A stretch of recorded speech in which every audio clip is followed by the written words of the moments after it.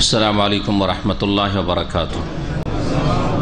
इन्नल हम्दुलिल्लाह नहमदुहु व नस्तईनुहु व नस्तगफिरुहु व नऊज़ु बिल्लाहि मिन शुरूरि अनफुसिना व मिन सय्यिआति अमालिना। मन यहदिहिल्लाहु फला मुदिल्ल लहु व मन युद्लिल फला हादिय लहु व अशहदु अन ला इलाहा इल्लल्लाहु वहदहु ला शरीका लहु व अशहदु अन्ना मुहम्मदन अब्दुहु व रसूलुहु सल्लल्लाहु तआला अलैहि व अला आलिहि व सहबिहि व सल्लम तस्लीमन कसीरा।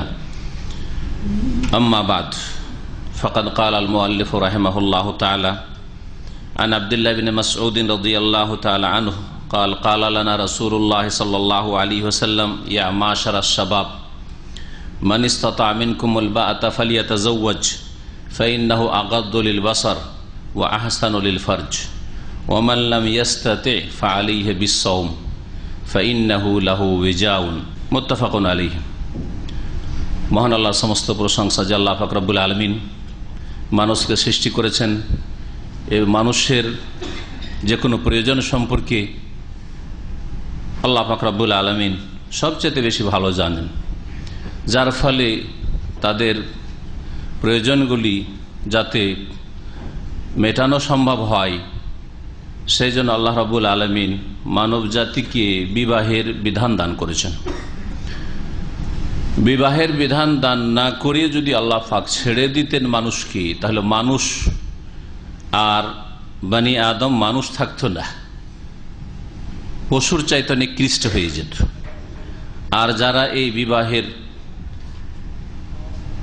আল্লাহ পাকের এই আদর্শকে নাজিলকৃত আদর্শকে সুন্নাত, যেই সুন্নাতের উপর আম্বিয়া রসুলগণকে আল্লাহ পাক রব্বুল আলামিন রেখেছেন, উপেক্ষা করেছে, বিবাহ ছাড়াই অবিবাহিত থাকার চেষ্টা করেছে অথবা বিবাহ ছাড়া অন্য কোনো পথ অবলম্বন করেছে, উলাইকা কাল আনআম বাল হুম আদাল, তারা চতুষ্পদ জন্তুর মতো, বরং তার চাইতে বেশি অধম নিকৃষ্ট। সালাত এবং সালাম নাজিল হোক মুহাম্মদ রাসূলুল্লাহ সাল্লাল্লাহু আলাইহি ওয়াসাল্লামের ওপর এবং সমস্ত আম্বিয়া রসুলগণের ওপর, যাদের সুন্নাত হচ্ছে বিবাহ শাদী করা, তারা সকলেই বিবাহ শাদী করেছেন। আমাদের জুমার এই এশা পরে যে বুলুগুল মারামের ধারাবাহিক হাদিসের দর্স হয়, ক্লাস হয়, তাতে কিতাবুন নিকাহ থেকে আমরা এখন গত সপ্তাহ থেকে শুরু করেছি বিবাহ পর্ব। বিবাহ সম্পর্কে যে হাদিসগুলি বুলুগুল মারাম ইমাম হাফেজ ইবনে হাজার রহমতুল্লাহ আলাইহির কিতাবে রয়েছে, সেগুলির আলোকে বিবাহের মাসাইলগুলি আমরা পেশ করার চেষ্টা করব। এছাড়াও যেগুলি হাদিসে হয়তো আসে নাই কিন্তু সেগুলি অন্য হাদিসে রয়েছে, হাদিসে আসে নাই মানে এই হাদিসে আসে নাই, বুলুগুল মারামের হাদিসগুলিতে নেই হয়তো, কিন্তু অন্য অন্য হাদিসে অথবা কোরআন কারীমের আয়াত থেকে ইস্তেমবাত করা হয়েছে, সেগুলি একজন মুসলিমের জানা জরুরি। এই মাসআলা সম্পর্কে সেগুলিকেও পেশ করার চেষ্টা করব, যাতে করে জানতে পারেন যে ইসলামের বিবাহ কত সহজ এবং ইসলামের বিবাহ কত পবিত্র, ইসলামের বিবাহকে কত জটিল আজকালকার মুসলিমরা করে দিয়েছে, কত মুশকিল আর ব্যয়বহুল করে দিয়েছে। প্রথম হাদিস আজ কি, গত সপ্তাহে আমাদের শুধু ভূমিকায় ছিল বিবাহ সম্পর্কে। আব্দুল্লাহ বিন মাসউদ রাদিয়াল্লাহু তাআলা আনহু থেকে বর্ণিত, নবী করিম সাল্লাল্লাহু আলাইহি ওয়াসাল্লামের মক্কার সবচাইতে পুরাতন বলা যেতে পারে কয়েকজনের মধ্যে একজন সাহাবী, তিনি বলছেন কাল লানা রাসূলুল্লাহ সাল্লাল্লাহু আলাইহি ওয়াসাল্লাম, আমাদেরকে উদ্দেশ্য করে রাসূলুল্লাহ সাল্লাল্লাহু আলাইহি ওয়াসাল্লাম বললেন, ইয়া মাশারাশ শাবাব, হে যুবকের দলেরা বা হে যুবকের দল। মাশার মানে হচ্ছে জামাত, দল, আর শাবাব শাবনের বহুবচন, শাবন এক বচন, একজন যুবক, আর শাবাব হচ্ছে বহুবচন। বহুবচন শাবাব ছাড়া সুব্বানও হয়, শাবনের দুটি বহুবচন বা জামা হয়ে থাকে। ইয়া মাশারা শাবাব, হে যুবকদের দল, হে যুবক ছেলেরা। মানিস্তাতা মিনকুমুল বাতা, এখানে শুধু যুবক ছেলেদেরকে বলা হয়েছে, মেয়েদেরকে সম্বোধন করা হয়নি, কারণ বিয়ের জন্য চেষ্টা করবে ছেলেরা, আর যখন বিয়ের জন্য যুবকরা চেষ্টা করবে তখন যুবতীদেরকে সন্ধান করবে যে কোনটা আমার জন্য উপযুক্ত। মানিস্তাতা মিনকুমুল বাতা, তোমাদের মধ্যে যে বিবাহের শক্তি সামর্থ্য রাখে, বাতের অর্থ বিবাহের শক্তি সামর্থ্য, ব্যাপক অর্থ করলাম যাতে দুটো দিককে সামিল হয়। এমনিতে বাতের একটা শাব্দিক অর্থ রয়েছে। বাতের শাব্দিক অর্থ হচ্ছে সহবাস। তো মানিস্তাতা মিনকুমুল বাত, তার অর্থ কি হবে? যেই ব্যক্তি, হে যুবক, তোমাদের মধ্য থেকে সহবাস করার ক্ষমতা রাখে, মানে যৌন চাহিদা আছে, যৌন শক্তি, যৌন ক্ষমতা আছে, যেই ছেলের, যেই যুবকের, ফালিয়াতাজাওয়াজ, সে যেন বিবাহ করে, সে যেন অবশ্যই বিবাহ করে। আমরের সেগা গায়েব, সে যেন অবশ্যই বিবাহ করে। নবী করিম সাল্লাল্লাহু আলাইহি সাল্লামের তাগিদের সাথে নির্দেশ যে যদি যৌন ক্ষমতা থাকে তাহলে অবশ্যই বিবাহ করে। এটা হচ্ছে শাব্দিক অর্থ। কিন্তু এখানে এই অর্থই যথেষ্ট নয়, কারণ পরবর্তীতে বলা হচ্ছে কারো যদি ক্ষমতা না থাকে তো সে যেন কি করে? সিয়াম পালন করে, রোজা রাখে। তাহলে কারো যদি ক্ষমতা না থাকে, যৌন ক্ষমতা, তাহলে সে রোজা রাখবে। অযৌক্তিক কথা, এ কথা নবী বলতে চাননি। যৌন ক্ষমতা নেই তো আবার রোজা কেন রাখবে? যৌন ক্ষমতাকে দমন করার জন্যই তো রোজা। তাহলে বোঝা গেল এখানে বাতের শাব্দিক অর্থ সহবাসের ক্ষমতা হলেও এখানে বাতের অর্থ আরেকটি আছে, যেটা হচ্ছে দ্বিতীয় অর্থ। অনেক সময় একটা শাব্দিক অর্থ থাকে, আর একটাকে আরবিতে বলা ইতলাক, মানে এই শব্দটি এই ক্ষেত্রে বলা যায়, এই ক্ষেত্রে এর ব্যবহার হয়ে থাকে, প্রয়োগ হয়ে থাকে। তো এখানে বাতের অর্থ হচ্ছে বিবাহ শাদী করার আর্থিক ক্ষমতা। আর্থিক ক্ষমতা কি? বিবাহ করে একটা মেয়েকে নিয়ে আসবেন তো যাতে করে ভরণ পোষণ দিতে পারেন, হ্যাঁ, আপনার উপর যে দায়িত্ব হচ্ছে সেটা দিতে পারেন, এবং বিবাহ করার জন্য মোহর জরুরি, সেই মোহরটাও দিতে পারেন। নগদ দিয়ে দেওয়াই নবী করিম সাল্লাল্লাহু আলাইহি ওয়াসাল্লাম সাহাবায়ে কেরামদের সুন্নত, কিন্তু ফুকাহায়ে কেরামরা বলেছেন যে সেটা ধারও থাকতে পারে, কিন্তু সেটা আপনার উপর ঋণের বোঝা। ঋণ যেমন মানুষের হক ক্ষমা হয় না, মাফ হয় না, তেমন এইভাবে আমার যেহেতু স্ত্রী, সুতরাং আমার নিয়ন্ত্রণে মাফ করবে না, যাবে কোথায়? ওইভাবে মাফ হয় না। এই খরচগুলি মহারানা দিতে পারবেন, আর বিবাহ করে নিয়ে এসে কি করতে পারবেন? ভরণ পোষণ দিতে পারবেন। তো কতদিনের ভরণ পোষণ রাখতে হবে? কতদিনের ভরণ পোষণ দেওয়ার মতো আপনার কাছে পয়সা থাকতে হবে, তাহলে বিয়ে করবেন। এখানে কি এটা বোঝানো হয়েছে যে পায়ে দাঁড়াইতে হবে আজকালকার ভাষায়, যে অনেক টাকা পয়সার মালিক হইতে হবে যাতে করে কমপক্ষে 1 বছর 2 বছর বিবাহ শাদী করবেন, নাকে তেল দিয়ে ঘুমিয়েও খেতে পায়? এটা বোঝানো হয়েছে? না, এটা বোঝানো হয়নি। যেই ব্যক্তির এই সাহস আছে, হিম্মত আছে যে আমি বিবাহ করে নিয়ে এসে ভরণ পোষণ দিতে সক্ষম, পারবো, কিছু নেই তার বাড়িতে, কিন্তু সে মেহনতি কর্মঠ, আমি দিন মজুর করেও খাওয়াইতে পারবো, ভরণ পোষণ দিতে পারবো, এই হিম্মত আছে। তার ইমানীয় শক্তি আছে, তার শারীরিক শক্তি আছে, তার মানসিক শক্তি আছে, মনে বল আছে, পারবো। আমি কেন পারবো না? সাবালক হয়েছে, খেটে খাবো, চাকরি করবো, কোথাও খুঁজবো, ছোট একটা ব্যবসা শুরু করব, যেইভাবে হোক না কেন আমি খাওয়াতে পারবো। অর্থাৎ বিয়ে করার পরে ঝোলা ঘাড়ে করে ভিক্ষায় না বেরিয়ে যায়। বিয়ে করলে ভিক্ষায় বেরিয়ে যাবে, মসজিদে দাঁড়িয়ে যাবে, যে ফিসাবিলিল্লাহ একটু আল্লাহর রাস্তায় দান খায়রাত করেন, বিবাহ শাদী করেছি খাওয়াইতে পারি না, এইরকম হলে চলবে না। বিবাহ শাদী করা না, করবে না, তাহলে রোজা রাখো। এটা হচ্ছে অর্থ। এর অর্থ নয় যে অনেক টাকা পয়সা জমা থাকতে হবে। আপনি বিবাহে তো ইসলামে তেমন কোনো খরচই নেই, এগুলো আলোচনা ইনশাল্লাহ আগামীতে আসবে। ইসলামের বিবাহে ওই রকম কোনো খরচ নেই, মেয়ে পক্ষের তো কোনো খরচই নেই। ছেলে পক্ষের মোহর নগদ দেওয়ার একটা খরচ রয়েছে, সেটাও যে কোনো পরিমাণের হইতে পারে, যদিও কিছু ফুকাহে কেরামদের মত পার্থক্যের সাথে তাওরও পরিমাণ যারা নির্ধারণ করেছেন এটা সর্বনিম্ন, সেটাও অত্যন্ত কম। আর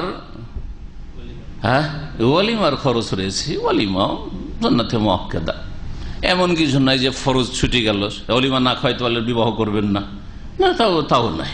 তাহলে মানিস্তাতা মিনকুমুল বাতা, যে তোমাদের মধ্যে ক্ষমতা রাখে, শক্তি, ইস্তেতা মানে শক্তি রাখে, ক্ষমতা রাখে। তাউন মাদ্দা, তাউন মানে ক্ষমতা হয়, যেমন তাকাত মানে ক্ষমতা হয়, তেমন তাউন মানে ক্ষমতা হয়। যেই ব্যক্তি তোমাদের মধ্যে ক্ষমতা রাখে আল বাত, বাতের তাহলে এখন কি অর্থ করবেন? দুটোকে মিলিয়ে অর্থ করতে হবে। যৌন ক্ষমতার সাথে সাথে, যৌন ক্ষমতা আছে আর তার সাথে সাথে ভরণ পোষণের ক্ষমতা আছে, বিবাহের খরচের ব্যবস্থা আছে। বিবাহের খরচ আজকালকার আমাদের দেশে 5-10 লাখ টাকা না হলে বিবাহ হয় না, ওই খরচের কোনো প্রয়োজন নেই। ওটা ইসলামিক বিবাহ না, গায়ের ইসলামিক বিবাহ। লাখ লাখ টাকা মোহর, লাখ লাখ রিয়াল মোহর না হইলে যেমন এই দেশে বিবাহ হয় না। কুসংস্কার এটি, যদিও মহারানার ক্ষেত্রে বেশি দেওয়া জায়েজ আছে, না জায়েজ নয়, কিন্তু কুসংস্কার, এর জন্য বিবাহে বাধা সৃষ্টি হবে, এটা কুসংস্কার এখানকার। ঠিক তেমনি আমাদের দেশে মেয়ে পক্ষের বোঝা, তারপরে ছেলে পক্ষের বিয়ে শাদী করলে বংশধরকে, আত্মীয় স্বজনকে ডাকতে হবে, বিশাল একটা খরচ আছে, এই ভাড়া নিতে হবে, সেই ভাড়া নিতে হবে, সবগুলি গায়ের ইসলামী কাজ। ব্যাস এতটুকু লাগবে। জনশক্তি আছে, জন চাহিদা আছে, যার কারণে গুনাহের আশঙ্কা যে কোনো সময় আছে একজন যুবকের। আর তার সাথে সাথে ভরণ পোষণ দিতে পারবো, মহারানা দিতে পারবো, সংসার চালিয়ে নিতে পারবো, একটা মেয়েকে বিবাহ করে নিয়ে এসে একটা ঘর দিতে পারবো, হ্যাঁ, মান ইজ্জতের সাথে রাখতে পারবো। ঘর কাঁচা ঘর হলে চলবে না, পাকা ঘরই হইতে হবে নাকি? ইটের বাড়ি হইতে হবে না, তাও না, এটা ঘর দিতে পারবো, রাস্তাঘাটে ফেলে রাখবো না, গাছের তলায় ফেলে রাখবো না, এতটুকু ক্ষমতা থাকলে হলো। তাহলে বিয়ে করার আগে একটা যুবকের একটা কমপক্ষে একটা কক্ষের ব্যবস্থা, বাপের বাড়ি থাকে একটা কক্ষের ব্যবস্থা লাগবে। এটা রুমও না, বিয়ে করে নিয়ে বসে আছেন, কোথায় উঠাবেন? মায়ের ঘরে উঠাবেন না ভাইয়ের ঘরে উঠাবেন? ঠিক না? তাহলে এইগুলো হচ্ছে সর্বনিম্ন ক্ষমতা, যেন একটা ঘরে নিয়ে এসে উঠাইতে পারবো, রাখতে পারবো। যদি এই দুটি ক্ষমতা থাকে, যৌন ক্ষমতার সাথে যদি বিবাহের ক্ষমতা থাকে, তো নবী করিম সাল্লাল্লাহু আলাইহি ওয়াসাল্লাম বলছেন ফালিয়াতাজাওয়াজ, সেই যুবক যেন অবশ্যই বিয়ে করে। ফাইন্নাহু আগাদ্দু লিল বাসার, কেন? বিয়ের উপকারিতা কি? নবী করিম সাল্লাল্লাহু আলাইহি ওয়াসাল্লাম বলছেন যে নিঃসন্দেহে এই বিবাহ দৃষ্টিকে অধিক নত করে দেয়। আগাদ্দু, দৃষ্টিকে বেশি নত করে দেয়। দৃষ্টি নত করার চেষ্টা করছেন কিন্তু নত হচ্ছে না, তারপরে শয়তান সুযোগ পাচ্ছে যে দেখি একটু দেখি কেমন লাগে। বিবাহ করে নিলে আমার ঘরেই তো আছে, আরে দেখারই প্রয়োজন, সব রকম করে দেখবো, যেমন ভাবে ইচ্ছা দেখবো, যতটা ইচ্ছা দেখবো, সব আল্লাহ জায়েজ করেছেন, আমার ঘরে আছে, আমি কেন তাকাতে যাবো এদিকে? আগাদ্দু লিল বাসার, দৃষ্টি নত হয়ে যাবে। তবে ঈমানি শক্তি থাকতে হবে। ঈমানি শক্তি যদি জিরোতে থাকে তাহলে 4টা বিয়ে করেও দৃষ্টি নত হবে না। লুচ্চা চরিত্রের লোকদের যেমন চরিত্র, যতই বিবাহ শাদী করুক আর যতই সুন্দরী স্ত্রী থাকুক, তারপর রাস্তাঘাটে দেখতে ইচ্ছা করবে। শয়তান এদের গ্রাস করে ফেলেছে। কিন্তু একজনের ইমানি শক্তি যদি থাকে, ইমানি শক্তি থাকা সত্ত্বেও ইমানের কখনো কখনো দুর্বলতা চলে আসে, নিচের নামে ওপরে উঠে, আল ইমান ইয়াজিদু ওয়া ইয়ানকুসু, বাড়ে কমে। সুতরাং একজন ভালো মানুষ, ইমানদার মানুষের নজর চলে যেতে পারে। বিয়ে শাদী করে নিলে আগাদ্দু লিল বাসার, স্ত্রীর সাথে থাকলে দৃষ্টি নেমে যাবে, নত হয়ে যাবে। ও আহসানু লিল ফারজ, আর লজ্জা স্থানের, আহসানু লিল ফারজ, লজ্জা স্থানের সুরক্ষা, অধিক সুরক্ষা হবে। হিসনুন মানে দুর্গ, কেল্লা, ওখান থেকে আহসানু, সিন দিয়ে নাই, সিন দিয়ে হাসান মানে সুন্দর ভালো, তাই না? কিন্তু সদ দিয়ে হা সদ নুন, হ্যাঁ, হাসান, হেসনুন থেকে, হেসনুন মানে কি হয়? কেল্লা, দুর্গ। তো আহসানু অধিক সুরক্ষার ব্যবস্থা হবে। কেল্লাতে কি করা হয়? সুরক্ষিত রাখা হয়। এই হচ্ছে বিবাহের উপকারিতা। বিবাহ করলে যে যৌন সম্পর্কীয় গুনাহগুলি হয়ে থাকে, যৌন সম্পর্কীয় গুনাহগুলি হয়ে থাকে, দুপুরে তাফসিরে বেশ কিছু ইঙ্গিত তৈরি করেছিলাম। একজন মানুষ, পুরুষ হোক আর নারী হোক, বিবাহ শাদী না করলে গুনাহ হতে পারে। যে গুনাহগুলি হতে পারে জিনা, সমকামিতা, অথবা ব্লু ফিল্ম দেখা, দেখতে মজা লাগা, মহিলার দিকে নজর দিতে মজা লাগা, তারপরে কিছুই যদি এগুলি না হয় তো হস্তমৈথুন করে যৌন ক্ষুধাকে দমন করা, এগুলি যুবকদের দ্বারা এই গুনাহগুলি হয়ে থাকে। বিবাহ শাদী করলে এই গুনাহগুলি হবে না, হস্তমৈথুন হবে না, স্ত্রী আছে, ঠিক না? অমাল্লাম ইয়াস্তাতি, আর কেউ যদি সক্ষম না হয়, কিসে সক্ষম না হয়? আর্থিক দিক থেকে সক্ষম না হয়, যৌন ক্ষুধা আছে, এখানে বলতে হবে যৌন ক্ষুধা তো আছে, এখানে দুটো শক্তি বলা যাবে না। আবার অমাল্লাম ইয়াস্তাতিল বাতা মানে আর নাফাকাতা, যেই ব্যক্তি ভরণ পোষণের ক্ষমতা রাখে না, আমি বিয়ে করে সংসার চালাতে পারবো না, হিম্মত নেই যে 2 পয়সা ইনকাম করে নিয়ে আসতে পারবে। যদি কেউ সক্ষম না হয়, অথবা এখনো ছাত্ররা যারা লেখাপড়া করছেন, শুধু ওইগুলো না বলে বাস্তবের কিছু এতে আসি। আজকালকার জামানা যে সমস্যাটা, আজকাল একজন ছেলেকে পড়াশোনা করার জন্য কমপক্ষে 25 বছর, গ্রাজুয়েশন করার জন্য মোটামুটি 22 বছর, আর তারপরে একটু কাজে লাগবে, আর গ্রাজুয়েশন করেও আজকাল হয়তো ভালো কাজ পাওয়া যায় না, সেই জন্য তার সাথে সাথে মাস্টার্স করা, তাহলে 25 বছর ধরে নিতে, কমপক্ষে 25 বছর ধরতে হবে, ঠিক না?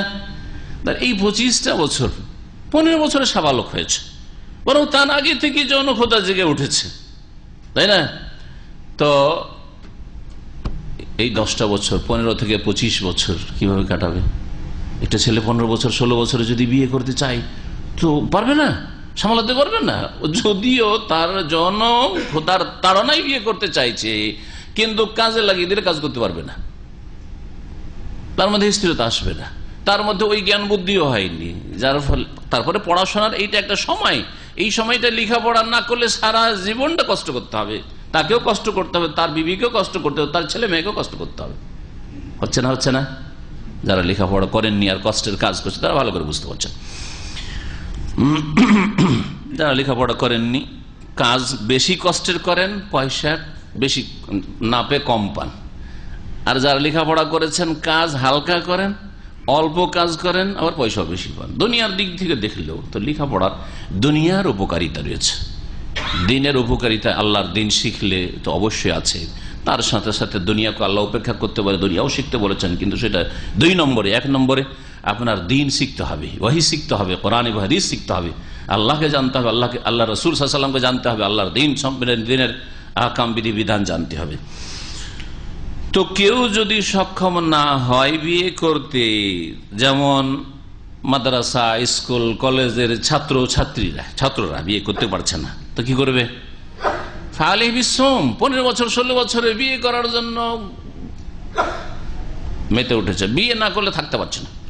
18 বছর, 20 বছর, 22 বছর বা 24-25 বছর বিয়ে শাদী এখনো করতে পারছে না। আমার দেশে অনেকে আছে এর চাইতেও বেশি বয়স হয়েছে, বিয়ে করার মতো তার কাছে ইনকাম আছে বা ক্ষমতা আছে, তারপরে তার বাপ মায়ের কারণে বিয়ে করতে পারে না। বাপ মা জাহেল না হয় জালেম। আল্লাহ কোরআনে এই 2টি গুণ একটি আয়াতে বলেছেন, যে আয়াতটায় আসমান জমিন পাহাড়কে আল্লাহ শরীয়তের দায়িত্ব দিতে চাইছেন, আমানত হুসব নিতে চাইনি। ইন্না আরাদনা আল আমানাতা আলাস সামাওয়াতি ওয়াল আরদি ওয়াল জিবাল ফাআবাইনা ইয়াহমিলনাহা ওয়া আশফাকনা মিনহা ওয়া হামালাহাল ইনসান ইন্নাহু কানা জালুমান জাহুলা। সুবহানাল্লাহ। কোরআনে কারীম শুধু তরজমা পড়লে হবে না, আর কোরআনে কারীমে তেলাওয়াত করে আর হাফেজ হয়তো মোটেই হবে না। এটা প্রথম কদম আপনার, কোরআনে কারীমের গভীরতা আপনি ঢুকেন, যে আমাদের সমাজের যেসব বাপ মা হয় জালেম না হয় জাহেল, তারাই ছেলে মেয়েদের উপর জুলম করে। তার মেয়েগুলির বিয়ে হয়নি, সেই জন্য ছেলের বিয়ে দেবে না, ঠিক না? ছেলে চাকরি পায়নি, সরকারি লেখাপড়া করেছে, সেই জন্য বিয়ে দেবে না। ছেলে বিদেশে আসতে পারেনি, কাজে লাগতে পারেনি, বলছে আব্বা আমি খেটে খাবো, আমি ব্যবসা বাণিজ্য কিছু করবো, খেতে পারবো আমি করে, তারপরে বিয়ে দেবে না। কাজ করছে, আরো জাহেল আর জালেম, কেউ জালেম, কোন বাপ মা জালেম, কোন বাপ মা জাহেল, দুটোর একটা অবশ্যই আছে। আল্লাহ এমনি বলেননি যে ইন্নাহু কানা জালুমান জাহুলা। মানুষ যে শরীয়তের আমানত উঠিয়েছে, উঠার পরে জুলুম করে, না হয় জেহালতি করে, অজ্ঞতার পরিচয় দিয়ে থাকে,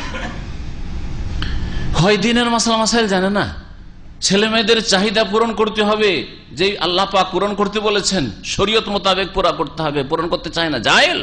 আল্লাহর দিনের আহকাম বিধি বিধান, বিবাহ শাদী, হেজাব, পর্দা, আর দেবর ভাসুর, এদের থেকে যে পর্দা, বউগুলোর পর্দা করাইতে হবে, জাহেল, কিছু বুঝে না। যদি পর্দা করাইতে চান তো বাপ মা আপনার দুশমন হয়ে যাবে। আর নয় জালেম কিরকম না, এখনই যদি ছেলে বিয়ে দিয়ে দিই তাহলে টাকা পয়সা দিবে না রে, বন্ধ করে দিবে, হিসাবই হয়ে যাবো, শ্বশুর বাড়ি টাকা পাঠাবে, হিসাবই হয়ে যাবে, কিছুদিন টাকা পয়সা খেয়ে নে, চুষে নে, তারপর বিবাহ শাদী, 5-10টা বছর চুষ ওকে, তারপরে তখন বিয়ে দেবে। জালেম না? হয় জালেম না হয় জাহেল। ভুল ত্রুটি আমাদের উভয় পক্ষ থেকে রয়েছে। কোন কোন পরিবারে ছেলে মেয়েরা হচ্ছে জালেম জাহেল, আর কোন কোন পরিবারে বাপ মায় হচ্ছে জালেম। অমাল্লাম ইয়াস্তাতে, কেউ যদি বিয়ে শাদী না করতে পারে, ফালিহি বিসওম, তার ওপর সিয়াম পালন করা, রোজা রাখা আবশ্যক, সে যেন রোজা রাখে। ফালিহি বিসওম, আলাইকা শব্দটি ইসিম ফেল বলা হয়েছে। ইসিম ফেল, আলাইকা ইসিম ফেল দুই রকম আরবি গ্রামারে। ইসিম কিন্তু ফেলের অর্থ দিয়ে থাকে, কখনো কখনো কোন ফেলের অর্থ দিয়ে থাকে, ফেলে আমরের অর্থ দিয়ে থাকে, কখনো কখনো ফেল মাজির অর্থ দিয়ে থাকে। ইসিম ফেল বেমানা ফেল মাদি, ইসিম ফেল বেমানা ফেল আমর। যেমন আমিন, সূরা ফাতিহার পরে পড়েছেন, আমিন মানে কি? আমিন হচ্ছে ইসিম ফেল, এমনিতে নাউন ইসিম, কিন্তু অর্থ দিচ্ছে কিসের? ইস্তাজিব, আল্লাহ কবুল করো, কবুল করো, কবুল করো ক্রিয়া। ফেল ফেল আমর। এইরকমই আলাইকা মানে ইলজাম, আঁকড়ে ধরো। ফালিহি বিসওম, রোজাকে মজবুত করে ধরো। ফালিহি বিসওম, সে যেন রোজাকে মজবুত করে ধারণ করে। ফালিহি বিসওম, ফালিয়ালজামিস সোম।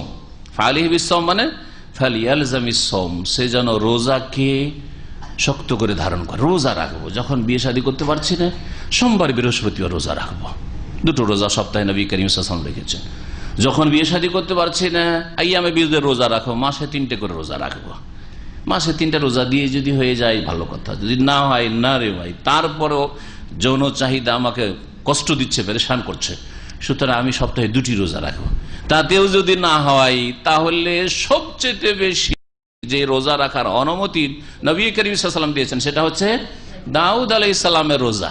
দাউদ আলাইহিস সালামের সিয়াম রোজা, সেটা কি? কানা ইয়াসুমু ইয়াওমান ওয়া ইফতিরু ইয়াওমান, একদিন রোজা রাখতেন, সিয়াম পালন করতেন, আর আরেকদিন ইফতার করে দিনে পানাহার করতেন। তাহলে বছরে 360 দিনে তার অর্ধেক 6 মাস রোজা, আপনার মাসে 15 দিন রোজা। সপ্তাহে 2টো করে রোজা রাখলে 4 সপ্তাহে, কমপক্ষে 4 সপ্তাহ ধরে, মোটামুটি 4 সপ্তাহে কয়টা রোজা হয়? 8টা হয় মাস, সোমবার বৃহস্পতিবার রাখলে। আর যদি আপনি একদিন রোজা একদিন রোজা না, একদিন রোজা একদিন রোজা না, কন্টিনিউ রোজা রাখবেন না, তাহলে 15টা রোজা হবে, এর বেশি না।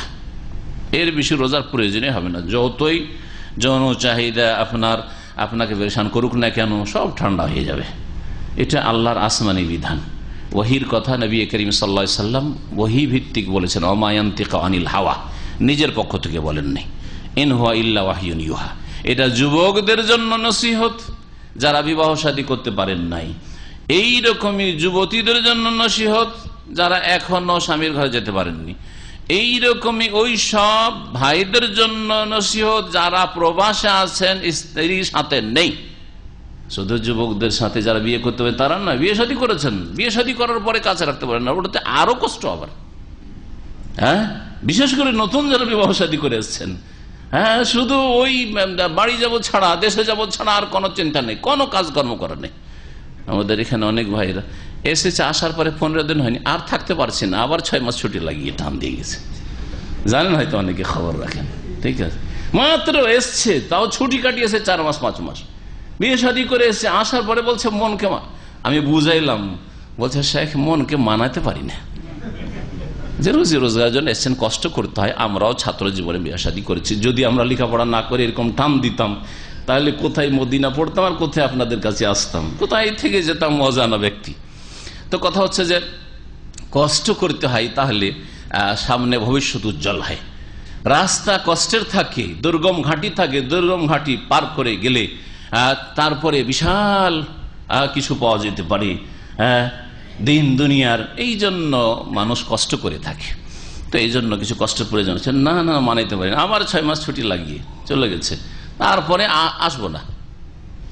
অনেকে আসেন না, জি, অনেকে আসেন। অনেকের এখানে 2 থেকে 3 হাজার রিয়াল মাসিক তার আয় উপার্জন ছিল, বিয়ে করার সাথে সাথে নিজের থেকে আর থাকা যাবে না, চলে গেছে। নিজের দুনিয়াকে ক্ষতিগ্রস্ত করা না।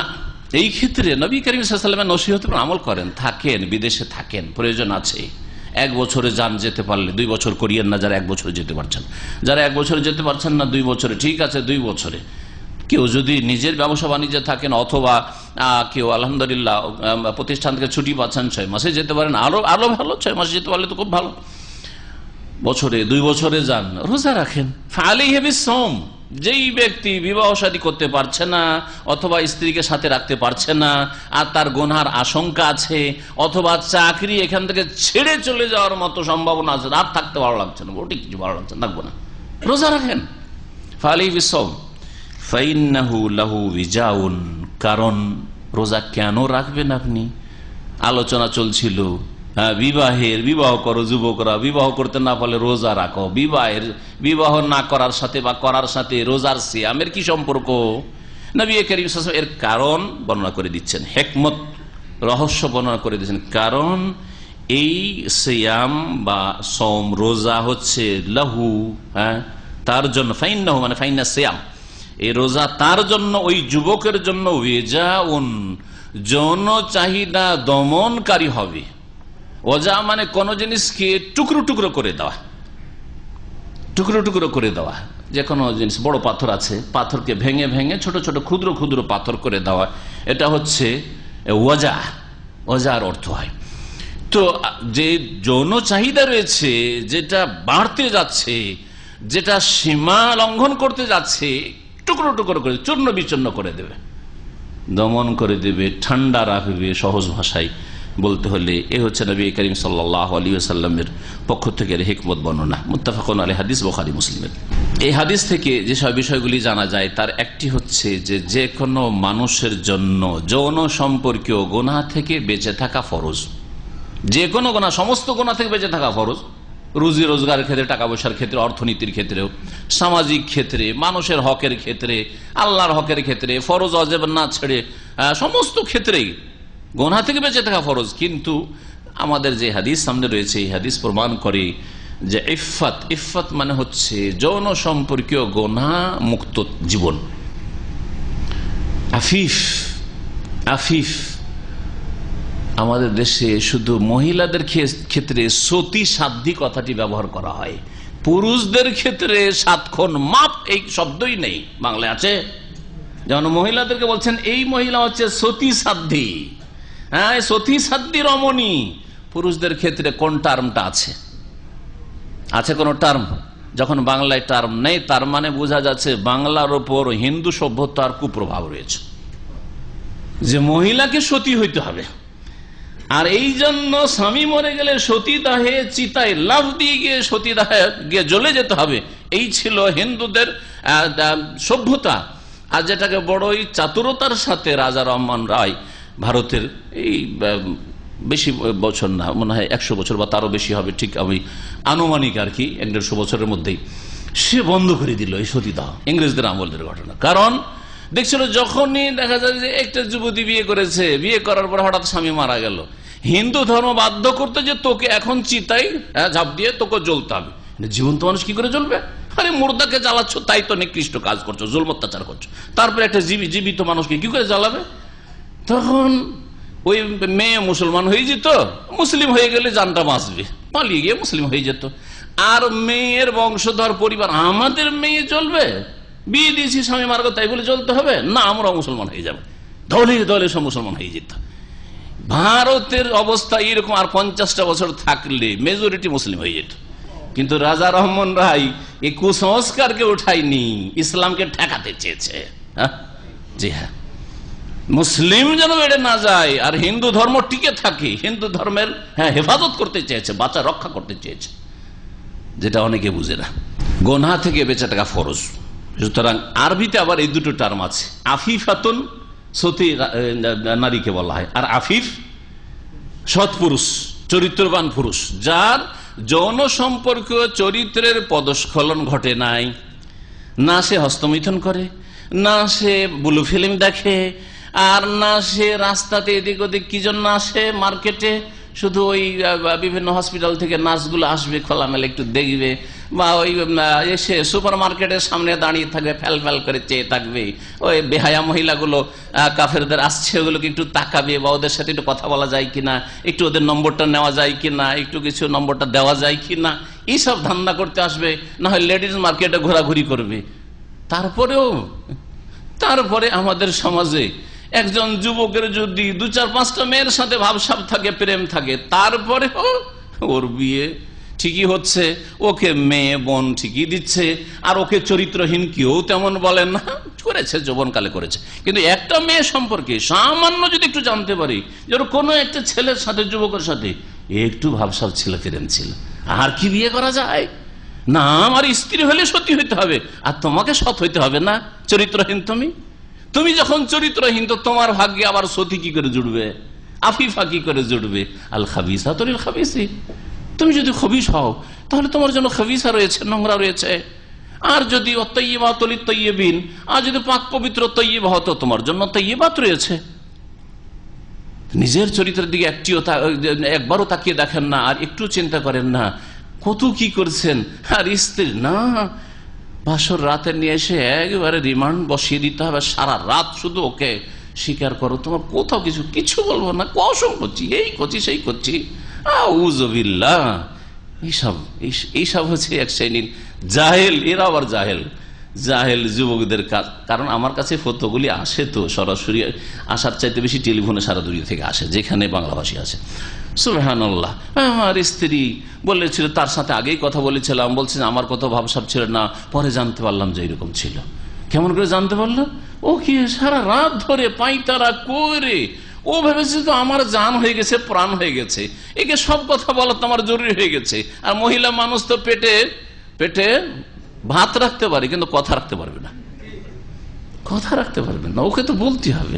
যা তুমি যদি বলো যে আমার কিছু করবে না, আমাকে রাখবে, তাহলে বলে তো সব কথা সব বলে দিচ্ছে, কইলে কত কি হয়েছে। তখন শুরু হলো, একটা যখন স্বীকার করলো, আর কি হয়েছে, আর কদ্দূর কি হয়েছে, আর কারো সাথে ছিল কিনা, হ্যাঁ, আমার গায়ে হাত দিয়ে বলো আউযুবিল্লাহ, কি না করে। আমি বললাম যে আপনি নিজেই ক্ষতি করে। এখন তারপরে টেনশন, হাই কি করবো, আমি এত টাকা খরচ করে বিবাহ শাদী করলাম, আমার স্ত্রী এরকম খারাপ চরিত্রহীন, আমার তো ঘুম হয় না। তা আপনার ঘুম আপনি হারাম করেছেন, কেন এই তদন্ত বসিয়ে দিলেন? আপনার অন্তরটা সাফ থাকতো যে আমারও ভুল ভ্রান্তি হয়েছে, আল্লাহ না করে আমার স্ত্রীর ভুল ভ্রান্তি হয়, আল্লাহ না করে ভুল, আল্লাহর কাছে গুনার মাপ চান। আর যদি হয়ে গিয়ে থাকে, আর বেশি জানাজানি করতে যাব না, আর কিছু অত এইসব পিছনে পড়তে যাব না, এইসব শয়তানের রাস্তা। অন্তরটা সাফ থাক, তাহলে শান্তি পাবেন, শান্তিতে ঘুমাতে পারবেন। বললাম কি যে ইফাত ওয়াজিব, ফরজ কাজ। যৌন সম্পর্কীয় গুনাহ থেকে বেঁচে থাকা যেমন যুবতীদের জন্য বা মহিলাদের জন্য ফরজ, তেমনি পুরুষদের জন্য ফরজ। এবং এর বিপরীতটা চারিত্রিক পদস্খলন, যৌন সম্পর্কীয় গুনাহ করা হচ্ছে হারাম, আর এটা মানুষের যৌন চাহিদা বেশি বেড়ে গেলে তখন এইরকম পদস্খলন হয়ে থাকে। তার সাথে সাথে ইমানের কমজোরি, ইমানের দুর্বলতা। ইউসুফ আলাইহিস সালামের যৌন চাহিদা ছিল না, তাকে কত প্রলোভন দেওয়া হয়েছে, কত ধমক দেওয়া হয়েছে, শাস্তি নিশ্চিত যে আমাকে জেলে যেতে হচ্ছে। না, এই সব মুসিবতে কেন যাবো, আমাকে তো অফার করা হচ্ছে। আজকালকার যুবকরা হইলে আমার কি দোষ, আমার হয়ে জবরদস্তি করা হয়েছে নাকি? যুবকের উপর যুবতী জবরদস্তি করতে পারে, মহিলা আবার পুরুষ জবরদস্তি করতে পারে। জবরদস্তি মানে কি? জবরদস্তি হাত পা বেঁধে দিয়েছে নিরুপায়, এটা হচ্ছে জবরদস্তি মানে বারবার বলছে হ্যাঁ না বলে ধমক দিচ্ছে, ওইটা জবরদস্তি হয়ে গেল না? কখনো জবরদস্তি এটা। যুবকদেরকে নবী করিম সাল্লাল্লাহু আলাইহি ওয়াসাল্লাম কেন সম্বোধন করেছেন? এই জন্য যে যুবকদের দ্বারা পাপ হওয়ার সম্ভাবনা বেশি। যদি যারা যুবক নয়, এখন 40 বছর বয়স হয়ে গেছে, 50 বছর বয়স হয়ে গেছে, বিবাহ করেনি এখনো, অথবা বিবাহ করেছিল স্ত্রী মারা গেছে, তালাক হয়ে গেছে, তারাও এই হাদিসের সম্বোধনের অন্তর্ভুক্ত। এমন না যে শুধু যুবকরা তোমরা বিয়ে করতে পারলে বিয়ে করো, আর 40-50 বছর বয়স হয়ে গেছে, এইদিকে যৌন চাহিদাও তাকে কষ্ট দিচ্ছে, আর যেহেতু ছেলে মেয়ে হয়ে গেছে, আমার স্ত্রী মারা গেছে, আর দ্বিতীয় সংসার কেমন করে করবো? স্যার 20 বছর 30 বছর আমাদের এই বাঙালি সমাজের জাহেলগুলো বিয়ে করে না, আর বিয়ে না করার কারণে নিজে গুনাহে লিপ্ত হয়, আর ছেলে মেয়েদেরও কষ্ট হয়, ওদের খাওয়া দাওয়া দেখাশোনা ইত্যাদি লালন পালন এতেও কষ্ট হয়। এইরকম কাজগুলি করে, তারপরে একটা সমস্যার সমাধান হতো, নারী সংখ্যা বেশি, আরেকটাকে বিয়ে করে নিয়ে আসতো, একটা সংসার বসতো। তো যেমন যুবকদেরকে সম্বোধন করা হয়েছে, তেমনি যারা বয়স্ক বেশি বয়সের তাদেরকেও সম্বোধন করা হয়েছে, যদি তাদের অবস্থাও যুবকদের মতোই থাকে, বিয়ে করা, যৌন চাহিদা আছে, আর খরচ খরচা চালাতে পারবে, বিয়ে করে। ইমাম ইবনে তাইমিয়া রাহমাতুল্লাহ আলাইহি শাইখুল ইসলাম বলছেন, ইস্তিতাআতুন নিকাহ হিয়াল কুদরা আলাল মাউনাহ, বিবাহের উপর যদি সক্ষম হয় এর অর্থ হচ্ছে আল কুদরাতু আলাল মাউনা, খরচ খরচার ক্ষমতা রাখা। ওয়ালাইসা হুয়াল কুদরাতু আলাল ওয়াত, আর সেটা শুধু সহবাসের ক্ষমতাকে বোঝায় না। আর শুধু সহবাসের ক্ষমতাকে কেন বোঝায় না? কারণ ফাইনাল খিতাবা ইন্নামা জা আলিল কাদি আলাল ওয়াতি, কারণ বিয়ে করার যে সম্বোধন এসেছে এটা যে সহবাস করতে সক্ষম তাকে সম্বোধন করা হয়েছে।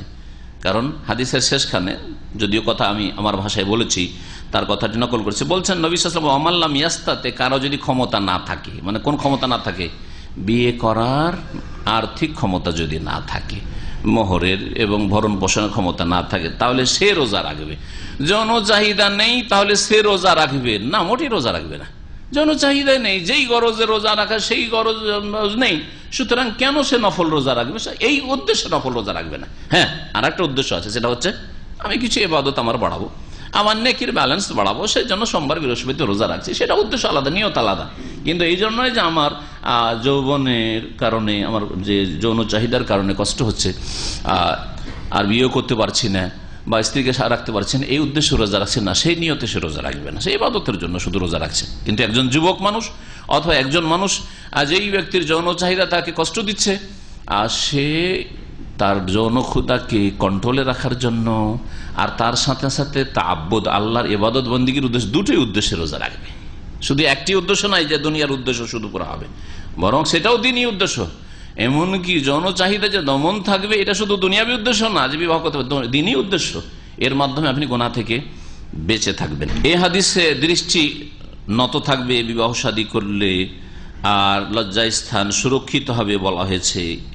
এর দ্বারা বোঝা যায় যে দৃষ্টি নত রাখা একজন যুবকের জন্য, যুবতীর জন্য সব সময় আবশ্যক, ফরজ। আল্লাহ কোরআনে কারীমের সূরা নূরে এর নির্দেশ দিয়েছেন। এবং লজ্জাস্থানের সুরক্ষা করা, অর্থাৎ ইজ্জত নষ্ট না করা পুরুষের অথবা নারীর, ওইরকম ফরজ। অন্যদিকে অপর কোন যুবতীর দিকে নজর না দেওয়া ফরজ, নজর দেওয়া হচ্ছে হারাম। এর উপর ঐক্যমত রয়েছে, কোন উলামা ফুকাহাদের কোন দ্বিমত নেই। আল্লাহ পাক সূরা নূর আয়াত নম্বর 30-এ ইরশাদ করেছেন, কুল্লিল মুমিনিনা ইয়াগুদ্দু মিন আবসারিহিম, মুমিন পুরুষদেরকে বলো, আল্লাহ নবীকে বলছেন, হে নবী সাল্লাল্লাহু আলাইহি ওয়াসাল্লাম, মুমিন পুরুষদেরকে বলো, ইয়াগুদ্দু মিন আবসারিহিম, রাস্তাঘাটে যখন চলাফেরা করবে অথবা বাড়িতেই কোনো মহিলা সামনে চলে এসছে, এরকম সম্ভাবনা আছে, অথবা দেখিনি হঠাৎ প্রথম নজর পড়ে গেছে, ইয়াগুদ্দু মিন আবসারিহিম, দৃষ্টিগুলিকে নত রাখে যেন তারা।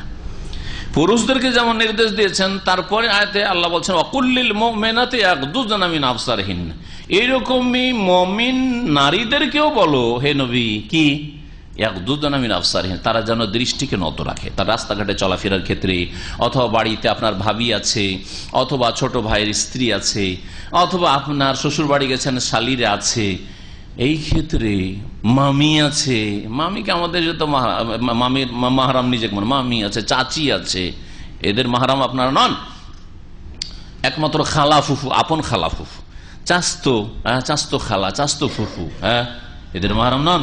চাচাতো বোন, খালাতো বোন, ফুফাতো বোন, এইরকম বহু আছে, অহরহ নজর পড়ার সম্ভাবনা বেশি। কি করতে হবে? মামার বাড়ি গেছেন আর পর্দা নেই সেখানে, হ্যাঁ, অথবা মামার বাড়ি থেকে মামাতো বোনেরা এসছে, খালাতো বোনেরা এসছে, ফুফাতো বোনেরা এসছে আপনার বাড়ি, কি করবেন আপনি? বাড়িতে রাত দিন আপনার ভাবি আছে, তাকাইতে থাকবেন সেই জন্য না। ইয়াগুদ্দু মিন আবসারিহিম, পুরুষও দৃষ্টি নত রাখবে, আর মহিলাদেরকে আল্লাহ বলছেন তোমরাও দৃষ্টি নত রাখো। আবার এরকম হলে হবে না যে পুরুষ যেন না তাকায় আর মহিলা ঠিকই তাকাচ্ছে। অনেক মহিলা আছে এখানকার পরিবেশে হয়তো বোরকা পরে, আমার দেশে তো ওই রকম মহিলারা বোরখারই ধার ধারে না, কিন্তু এখানে যারা দিনের দিক থেকে, ইমানের দিক থেকে কমজোর, হয়তো সামাজিক কারণে বোরখা পরে, একটা অভ্যাস, এখানে ট্রেডিশন, কিন্তু অন্তরে ইমান নেই। দেখা যাচ্ছে আপনি হয়তো গাড়ি নিয়ে যাচ্ছেন, রাস্তা দিয়ে চলছেন, আপনি তাকাচ্ছেন না, কিন্তু সে তাকাচ্ছে, না, তার জন্য সেটা জায়েজ না। যেমন আপনার জন্য জায়েজ নয় কোন যুবতীর দিকে তাকানো বা কোনো মহিলার দিকে তাকানো, ঠিক তেমনিও মহিলার জন্য জায়েজ নয় যে তাকিয়ে থাকবে এইভাবে। শুধু একটি নজর জায়েজ করা হয়েছে। একটি নজর কি করা হয়েছে? সেটা কয় মিনিটের হবে? একটা নজর পড়বে জায়েজ, কয় মিনিটের? সেটা 1 মিনিট চলবে, আধা মিনিট, 30 সেকেন্ড। সেই নজরটিকে কি বলা হয়েছে হাদিসে বলতে পারেন? সোয়েলা রাসূলুল্লাহ আন নজরিল ফাজাআহ। ফাজআতুন, ফাজআতুন মানে আকস্মিক নজর পড়ে যাওয়া, হঠাৎ করে নজর পড়ে যাওয়া। ফাজআতুন মানে হঠাৎ করে। আপনি কল্পনা করতে পারেন যেখান থেকে একটা মহিলা হঠাৎ বেরিয়ে আসবে। আপনি কল্পনা করতে পারেন যে এই রুমের মধ্যে আমার ভাবি বসে আছে, হ্যাঁ, বা আমার শালি বসে আছে, দরজা খুলেছেন, নজর পড়েছে, সাথে সাথে নজর নিচে করে সরে যান আপনি ওখান থেকে। নাজিল ফাজআহ, হঠাৎ করে যদি নজর পড়ে যাই, আমারানি, তখন আমাকে বললেন আন আসরিফা বাসারি, সাথে সাথে যেন দৃষ্টি ফিরিয়ে নিয়ে, সাথে সাথে ফিরিয়ে নিয়ে। নবী সাল্লাল্লাহু আলাইহি ওয়াসাল্লাম বলেছেন লা তুতবাইন নাজরাতান নাজরা। আরেকটি হাদিস রয়েছে, একবার নজর পড়ে গেছে, নজরটা লম্বা করে দিও না, নজর দিতে থাকিও না। দেখি আচ্ছা নজর পড়ে গেছে তো একটু, যখন পড়ে গেল একটু দেখিনি ভালো করে, কেমন, কোনদিন দেখিনি, হ্যাঁ, না। লা তুতবাইন নাজরাতান নাজরা, এক নজর পড়ে আরেক নজর দিও না, সাথে সাথে। ফাইন্না লাকাল উলা, প্রথম অনিচ্ছাকৃত, আল উলা মানে অনিচ্ছাকৃত যে নজরটা পড়ে গেছে সেটা তোমার জন্য বৈধ, সেটাতে কোনো গুনাহ নেই। যে দেখলো তারও গুনাহ নেই, যাকে দেখলো তারও গুনাহ নেই। ওয়ালাইসাত লাকাল আখিরা, কিন্তু দ্বিতীয়বার ইচ্ছা করে যখন নজরটা পড়েই গেল, তো এক নজর দৌড়ি দিয়ে, হ্যাঁ, এটা জায়েজ না। ওয়ালাইসাত লাকাল আখিরা, দ্বিতীয় নজর তোমার জন্য জায়েজ নয়। আল্লাহ রাব্বুল আলামিন সূরা মুমিন আয়াত নম্বর 5 বলেছেন ওয়াল্লাযীনা হুম লিফুরুজিহিম হাফিজুন, জান্নাতি, জান্নাতুল ফিরদৌসের ওয়ারিস কারা? যারা জান্নাতুল ফিরদৌসের ওয়ারিস, তাদের কয়েকটি গুণ বৈশিষ্ট্য সূরা মুমিনের শুরুতে কয়েকটি আয়াতে বর্ণনা করা হয়েছে, প্রায় 9-10টা। তার মধ্যে একটি হচ্ছে যারা লজ্জা স্থানের সুরক্ষা করে, হেফাজত করে। লজ্জা স্থানের হেফাজত কেমন বললাম একটু আগে, পুরুষ হোক আর নারী হোক, যারা লজ্জা স্থানের হেফাজত করে তাদের জন্য জান্নাতুল ফিরদৌস রয়েছে। আর রোজা রাখলে, বিবাহ করলে লজ্জাস্থান হেফাজত হয়, আর বিবাহ না করতে বললে রোজা রাখলেও তাতেও সেই কাজটি হয়। আচ্ছা, কেউ যদি বিবাহ শাদী করার সময় যেই জরুরি খরচটা রয়েছে, যেমন মহরানা, তারপরে একটা ঘর দিতে হবে, স্ত্রীকে নিয়ে এসে রাখবো, সেই জন্য এজন্য ঋণ খরচ করে যদি বিবাহ শাদী করে জায়েজ কিনা? আজকালকার বিয়েতে তো খরচ এমনি বেশি, তো বিবাহের সময় ঋণ খরচ করে বিয়ে করাটা কেমন? কালা শেখুল ইসলাম মাল্লা মাল আল্লাহ হাল ইয়াস্তাহিব্বুল্লাহু আন ইয়াখতারিজ, কারো যদি টাকা পয়সা না থাকে তার জন্য কি কর্জ নেওয়া, হ্যাঁ, ঋণ লোন নেওয়া কারো কাছ থেকে, এটা কি মুস্তাহাব হবে যে লোন নিয়ে বিয়ে করো? তো এই ক্ষেত্রে ফুকাহায়ে কেরামদের দ্বিমত রয়েছে। কেউ জায়েজ বলেছেন, কেউ বলছেন না, প্রয়োজন নেই। কারণ নবী সাল্লাল্লাহু আলাইহি ওয়াসাল্লাম বলেছেন যদি না থাকে ক্ষমতা তাহলে কি করো?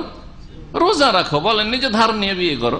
যারা এই যুক্তি পেশ করেছেন তারা বলছেন না, ধার নেবে না, চেষ্টা করুক, সচ্ছলতা নিয়ে আসার চেষ্টা করুক, কিছু পয়সা জমা করার চেষ্টা করুক।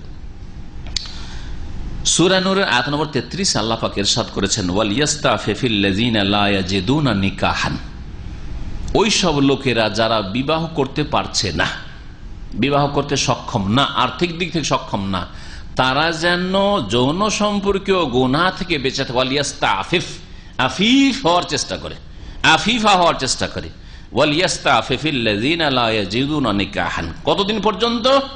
এই কথা বলেননি যে দেখো কোথাও ঋণ টিন পাও কিনা। আল্লাহ কি বলছেন? হাত্তা ইউগনিয়াহুমুল্লাহু মিন ফাদলিহি, যতদিন পর্যন্ত আল্লাহ তাকে অভাব মুক্ত না করে দেন, সচ্ছল না করে দেন তার অনুগ্রহে, আপনার অভাব না দূর হয়ে যায়। তাহলে চেষ্টা করতে হবে নিজের অভাব দূর করার জন্য। লেখাপড়া শেষ হয়েছে, বাড়িতে বাপের হোটেলে বসে বসে খাবেন, এটা নয় মোটে। তাড়াতাড়ি বেরিয়ে যান আর তলাশ করেন, এলাকায় রুজির রাস্তা খুলে, ভালো কথা না হইলে একটু দূরে চলে যান, একটু দূরে না হয় তো দেশে, না হয় বিদেশে চলে যান। কিন্তু লেখাপড়া করার পরে বসে থাকবেন বছরকে বছর, ভাই বিদেশে থাকে, টাকা পাঠাচ্ছে আর বসে বসে খাচ্ছি বাপের হোটেলে আর ভাইয়ের হোটেলে, যেই ভাই ভেঙে খাচ্ছে সেই ভাই এর ছেলে মেয়েদের কখনো দেখবে না। অধিকাংশ ভাইয়ের আজকাল যে বর্তমান অবস্থা আজকাল চলছে, তাতে এইভাবে বসে থাকা শরীয়তে এর অনুমতি নেই। পড়া শেষ হয়ে গেছে, তাড়াতাড়ি করে রুজি রোজগার লেগে যান, যা 2-4 পয়সা ইনকাম হোক, কাজে লেগে যান। তারপরে আপনার অভিজ্ঞতা, এক্সপিরিয়েন্স বাড়ছে, আল্লাহ দেবে, অন্য রাস্তা আবার খুলতে থাকবে, এভাবে চেষ্টা করতে। এই হাদিস থেকে ভাষ্যকার বলছেন যে আরো ইস্তেমবাত হয় যে মোহরানা দেওয়া ওয়াজিব পুরুষকে। পুরুষ দেবে স্ত্রীকে। আর এইরকমই স্ত্রীর ভরণ পোষণও ওয়াজিব স্বামীর ওপর। কেন? কারণ সম্বোধন করা হয়েছে যুবককে, যুবতীদেরকে না, ঠিক না? তোমাদের যদি ক্ষমতা থাকে, ইস্তেতাত, ক্ষমতা যদি শক্তি থাকে, তাহলে শক্তি হচ্ছে মোহর দেওয়ার শক্তি, তাহলে মোহর দেওয়া ফরজ স্বামীর জন্য। এইরকম এই খরচ খরচা দেওয়া বা এই ভরণ পোষণ দেওয়া ফরজ। বিবাহের হুকুম কি? একজন যুবকের জন্য বা অবিবাহিত ব্যক্তির জন্য সাধারণ অবস্থায় বিবাহ করা হচ্ছে সুন্নাত মুআক্কাদা। নবী সাল্লাল্লাহু আলাইহি ওয়াসাল্লাম ফালিয়াতাযাওয়াজ বলেছেন, তাহলে সুন্নাত কিন্তু তাকিদ করেছেন, ফরজ ওয়াজিব নয়। সুন্নাত কিন্তু তাকিদ যেহেতু করেছেন, যে যুবক হয়েছে বিয়ে করার জন্য চেষ্টা করো, তোমার উপরে সুন্নাতে মুআক্কাদা হয়ে রয়েছে। এটা হচ্ছে সাধারণ যুবকের জন্য। বিশেষ একটি অবস্থা রয়েছে, যেই অবস্থায় বিবাহ করা ফরজ হয়ে যাবে, ফরজে আইন। সেটা কোন অবস্থা? যেই ব্যক্তি বিবাহ ছাড়াও পাপ থেকে বেঁচে আছে, অথচ যুবক সাবালক, আর বিবাহ করেনি, তারপরও তার দ্বারা পাপ হয় না, তার জন্য সুন্নাতে মুআক্কাদা। এটা হচ্ছে সাধারণ অবস্থা। এর বিপরীত কেউ যদি এমন পুরুষ হয় যার জন্য বিয়ে না করার কারণে কি হচ্ছে, গুনাহ হচ্ছে বা গুনার কাছাকাছি চলে যাচ্ছে, বারবার করে ফেরার চেষ্টা করছে, ইমানি শক্তি দিয়ে বারবার করে তওবা করে আসছে, আবার সেদিকে চলে যাচ্ছে, এই রকমের পরিস্থিতি, গুনাহ থেকে বাঁচতে পারছে না, জনসম্পর্কে যে গুনাহগুলি রয়েছে, গুনাহ থেকে বাঁচতে পারছে না, তাহলে এই রকম যুবকদের জন্য বিবাহ করা ফরজ। তখন বিবাহ করা তখন ফরজ হবে। একটি অবস্থা আর বলা যেতে পারে, সেটা হচ্ছে এমন কোন পুরুষ যদি হয় যার যৌন ক্ষমতাই নেই, যৌন ক্ষমতাই নেই, পয়সা আছে, পয়সা নিয়ে সে একটা স্ত্রী না, দুটো তিনটে চারটাও রাখতে পারবে। হ্যাঁ, লাখ লাখ টাকার মালিক, কোটি কোটি টাকার মালিক, মাসে 2, 4, 5, 10 হাজার রিয়াল ইনকাম করে, হ্যাঁ, কিন্তু যৌন শক্তি নাই, বিয়ে করবে না? করবে না? হ্যাঁ, এমনি যুবক, এমনি যুবক, দেখতে যুবক, মাশাআল্লাহ সুঠাম, কিন্তু যৌন শক্তি নাই, বিবাহ করবে? সুন্নাত। এর জন্য বিবাহ করা ঠিক নয়। কারণ সেই ব্যক্তির তো প্রথম কথা নিজের প্রয়োজন নেই, প্রয়োজন যৌন সম্পর্কেও তার প্রয়োজন নেই, তার সংসার গড়ার জন্য, একটা ঘর গড়ার জন্য, একটা সংসার করব, স্বামী স্ত্রী একটা জীবন কাটাবো, এইরকম একটা হয়তো প্রয়োজন সাধারণ আছে। কিন্তু বিবাহ শুধু পুরুষের প্রয়োজন নয়, হ্যাঁ, নারীদের প্রয়োজনে বিবাহ বিধান রয়েছে শরীয়তে। এখানে নারীর প্রয়োজন মিটছে না, যৌন ক্ষমতা না থাকলে ওই মহিলার প্রয়োজন মিটছে না, তার তাহসিনুল ফরজ, লজ্জা স্থানের সুরক্ষার ব্যবস্থা হচ্ছে না, তার দৃষ্টি নত করার ব্যবস্থা হচ্ছে না। সুতরাং খুব সম্ভাবনা রয়েছে ওই মহিলার দ্বারা পাপ হওয়ার। হয়তো আপনার ঘরে খাওয়া দাওয়া করে আর আপনার খরচ খরচায় চলাফেরা করে, যেহেতু আপনি পয়সাওয়ালা মানুষ, বিয়ে করে নিয়েছে, কিন্তু ভিতর ভিতর তার তো যৌন চাহিদা তাকে কষ্ট দিচ্ছে, সেই চাহিদা পূরণ করার জন্য অবৈধ সম্পর্ক কারোর সাথে কায়েম করে রেখেছে। হতে পারে না? পারে না? খুব বেশি সম্ভাবনা রয়েছে। যেহেতু যেই উদ্দেশ্যটি রয়েছে নারীদের ক্ষেত্রে বিবাহের, সেই উদ্দেশ্য পূরণ হচ্ছে না, সেই জন্য বিবাহ করবেন না। তবে স্বেচ্ছায় আর একটি মাসলা তখন আসবে। কোন মহিলা যদি জানে যে এই যুবক দেখতে শুনতে তো ভালো, আর পয়সাও মাশাআল্লাহ অনেক পয়সা আছে, কিন্তু যৌন ক্ষমতা নেই, আর বিবাহের প্রস্তাব দিচ্ছে, আর ও জেনে শুনে ওকে বিবাহ করতে রাজি, জানছে যে ওর ক্ষমতা নেই, তারপর আমি ওর বিয়ে করব, অসুবিধা নেই, আমার প্রয়োজন নেই, আর আমি গুনাহ করব না, তখন কি হবে? হাফেজ ফতোয়া দেওয়া শুরু করলে মুশকিল। যদিও এই ক্ষেত্রে মাসলা ঠিক আছে, যে যদি স্ত্রী রাজি হয়, মানে নিজের হক, তাহলে কি করলো? সে নিজের হক ত্যাগ করলো, হ্যাঁ, নিজের যে অধিকারটা ছিল প্রাপ্য ত্যাগ করলো, আমার প্রয়োজন নেই। তবে তার জন্য জরুরি যে গোনা থেকে বেঁচে থাকবে, গোনা থেকে বেঁচে থাকবে, গোনা নাস্তা থেকে বেঁচে থাকবে, তার দৃষ্টি নত থাকবে, ওই মহিলার এদিক ওদিকে নজর যাবে না, মহিলার অন্য যুবকদের দিকে যাবে না, হ্যাঁ, দেবর ভাসুর দিয়ে কাজ সারছে আর খাওয়া দাওয়া করছে স্বামীর ঘরে, এইরকম যাতে করে না হয়। ভাষ্যকার বলছেন, একটি শুধু হুকুম বর্ণনা করেছেন, আমি বিস্তারিত বললাম। আল আমর বিন নিকাহ লিমান ইসতাতাও, যেই ব্যক্তি বিবাহ করতে সক্ষম, তার জন্য যে নির্দেশটি রয়েছে, বিবাহ করতে সে আগ্রহী, স্ত্রীর মুখ দেখতে সে আগ্রহী, কিন্তু ফিতনার আশঙ্কা নেই, গুনহার আশঙ্কা নেই। হুয়া আলা সাবিলিন নাদবে ইনদা জুমহুরিল উলামা, অধিকাংশ ওলামাদের নিকটে তার জন্য বিবাহ করা হচ্ছে মুস্তাহাব। মুস্তাহাব বলেছেন, নাদবটা অনেক সময় মন্দুব, মুস্তাহাবটি অনেক সময় সুন্নাতে মুআক্কাদা পর্যন্ত চলে। ফরজের বিপরীত সবগুলিকে ফুকাহারা এরকম বলে থাকেন। আল্লাহ পাকের নির্দেশ, ফানকিহু মা তাবা লাকুম মিনান নিসাই মাসনা ওয়া সুলাসা ওয়া রুবা', তোমাদের পছন্দ মোতাবেক তোমরা বিয়ে করো, 2 2, 3 3, 4 4। তোমরা যদি না পারো ফাইন লাম তাস্তাতি ফাওয়াহিদা। আল্লাহ পাক সূরা নিসাতে ইরশাদ করেছেন, সূরা নিসা আয়াত নম্বর 3, যদি ফাইন লাম তাস্তাতিউ, যদি না পারো 2 2, 3 3, 4 4 ফাওয়াহিদা, তাহলে একটা বিয়ে করো। আও মা মালাকাত আইমানুকুম, ফুকাহারা বলছেন আল্লাহ বিয়ে করা জরুরি করেনি, যদি বিয়ে না করতে পারো তাহলে তোমাদের দাস দাসী, তো দাস দাসী তো আজকাল নাই, অফ। দাস দাসী দিয়ে তখন নাই কাজ চলে যাচ্ছিল, আর সেটা শরীয়ত সম্মত দাস দাসী হইতে হবে, খাদেমা নয় আজকালকার যেমন মনে করছেন অনেক জাহিল মূর্খরা। দাস দাসী মানে জিহাদ ফি সাবিলিল্লাহর মাধ্যমে গনিমতে যে কাফেরদের মহিলারা আসে, সেটাও যিনি শাসক হবেন, সেই শাসক বা শাসকের প্রতিনিধি তিনি ভাগ বন্টন করে দেবেন, তারপরে সেটা বৈধ। তো আল্লাহ রাব্বুল আলামিন এই বিধান কোরআনে কারীম নাযিল করেছেন যখন জিহাদ ফি সাবিলিল্লাহ বাস্তবে ছিল, তখন তার বাস্তবতা ছিল। এখন বাস্তবে জিহাদ ফি সাবিলিল্লাহ নেই বললেই চলে, সুতরাং আর এই জন্যই দাসী বা দাস প্রথা নেই। আল্লাহ পাক রব্বুল আলামিন কোনদিন দিন ইসলামকে যদি শক্তিশালী করে, মুসলিম উম্মাহ যদি আল্লাহর দ্বীনের দিকে ফিরে আসে, তো আল্লাহ পাকের বিধান আবার বাস্তবে ফিরে আসবে। আনাস বিন মালিক রাদিয়াল্লাহু তাআলা আনহু থেকে বর্ণিত আরেকটি হাদিস পড়ি। ওয়ান আনাস বিন মালিক রাদিয়াল্লাহু আনহু নবী সাল্লাল্লাহু আলাইহি ওয়াসাল্লাম হামিদাল্লাহ ওয়া আসনা আলাইহি ওয়া ক্বালা লাকিন্নী আনা উসাল্লি ওয়া আনামু ওয়া আসুমু ওয়া আফতির ওয়া আতাযাওয়াজুন নিসা ফামান রাগিবা আন সুন্নতি ফালাইসা মিন্নী, মুত্তাফাকুন আলাইহি। বলছেন আনাস বিন মালিক রাদিয়াল্লাহু তাআলা আনহু, হাদিসটি একটু লম্বা, হাদিসটাকে সংক্ষেপ করে দেওয়া হয়েছে। নবী করিম সাল্লাল্লাহু আলাইহি সাল্লাম কি করলেন? হামিদাল্লাহ, আল্লাহ পাকের প্রশংসা করলেন, ওয়া আসনা আলাইহি, এবং তার গুণগান করলেন। নবী সাল্লাল্লাহু আলাইহি ওয়াসাল্লাম সংক্ষেপে কখনো কখনো হামদুসানা করতেন, যেমন আমরা কখনো কখনো সংক্ষেপে লম্বা ওই সুন্নতি খুতবাতুল হাজা না পড়ে করি। ওয়াকাল, আর তারপরে বলেন যদি ছোট্ট একটি কথাও বলতে হইতো, নসিহতের কথা, তো আলহামদুলিল্লাহ ওয়াসসালাতু ওয়াসসালামু আলা রাসূলিল্লাহ, আল্লাহর হামদুসানা করতেন। লাকিন্নী, তারপরে বললেন দেখো আমি কিন্তু আনা ওসাল্লি, আমি নামাজও পড়ি, সালাত আদায় করি, ও আনামো, আর ঘুমায়ও, রাত্রে তাহাজ্জুদও পড়ি, ফরজ নামাজ শুধু নয়, ফরজ নামাজ ছাড়া আমি রাত্রে তাহাজ্জুদও পড়ি, এখানে তাহাজ্জুদের নামাজ উদ্দেশ্য, আর রাত্রে কিছু অংশ ঘুমাই, শরীরকে তার হক প্রাপ্য দিই। ও আসুম উফতেরও, দিনে আমি সিয়াম পালন করে রোজাও রাখি কখনো কখনো, ও উফতেরও, কখনো কখনো দিনে পানাহারও করি। ও আতাজাওয়াজুন নিসা, এবং নারীদেরকে বিয়েও করে রেখেছি, একসাথে 9টি রাসূলুল্লাহ সাল্লাল্লাহু আলাইহি রেখেছেন, তার জন্য 4-এর বেশি বৈধ ছিল। ফামান রাগিবা আন সুন্নতি, সুতরাং কেউ যদি আমার সুন্নত আদর্শ থেকে বিমুখ হয়, এখানে সুন্নত মানে ফোকাহাদের পরিভাষার সুন্নত নয়, এখানে নবীর সুন্নত মানে নবীর আদর্শ, সেটা কোনো পরিস্থিতিতে ফরজ হইতে পারে, সাধারণ অবস্থায় সুন্নতও থাকতে পারে বা মুস্তাহাবও হইতে পারে।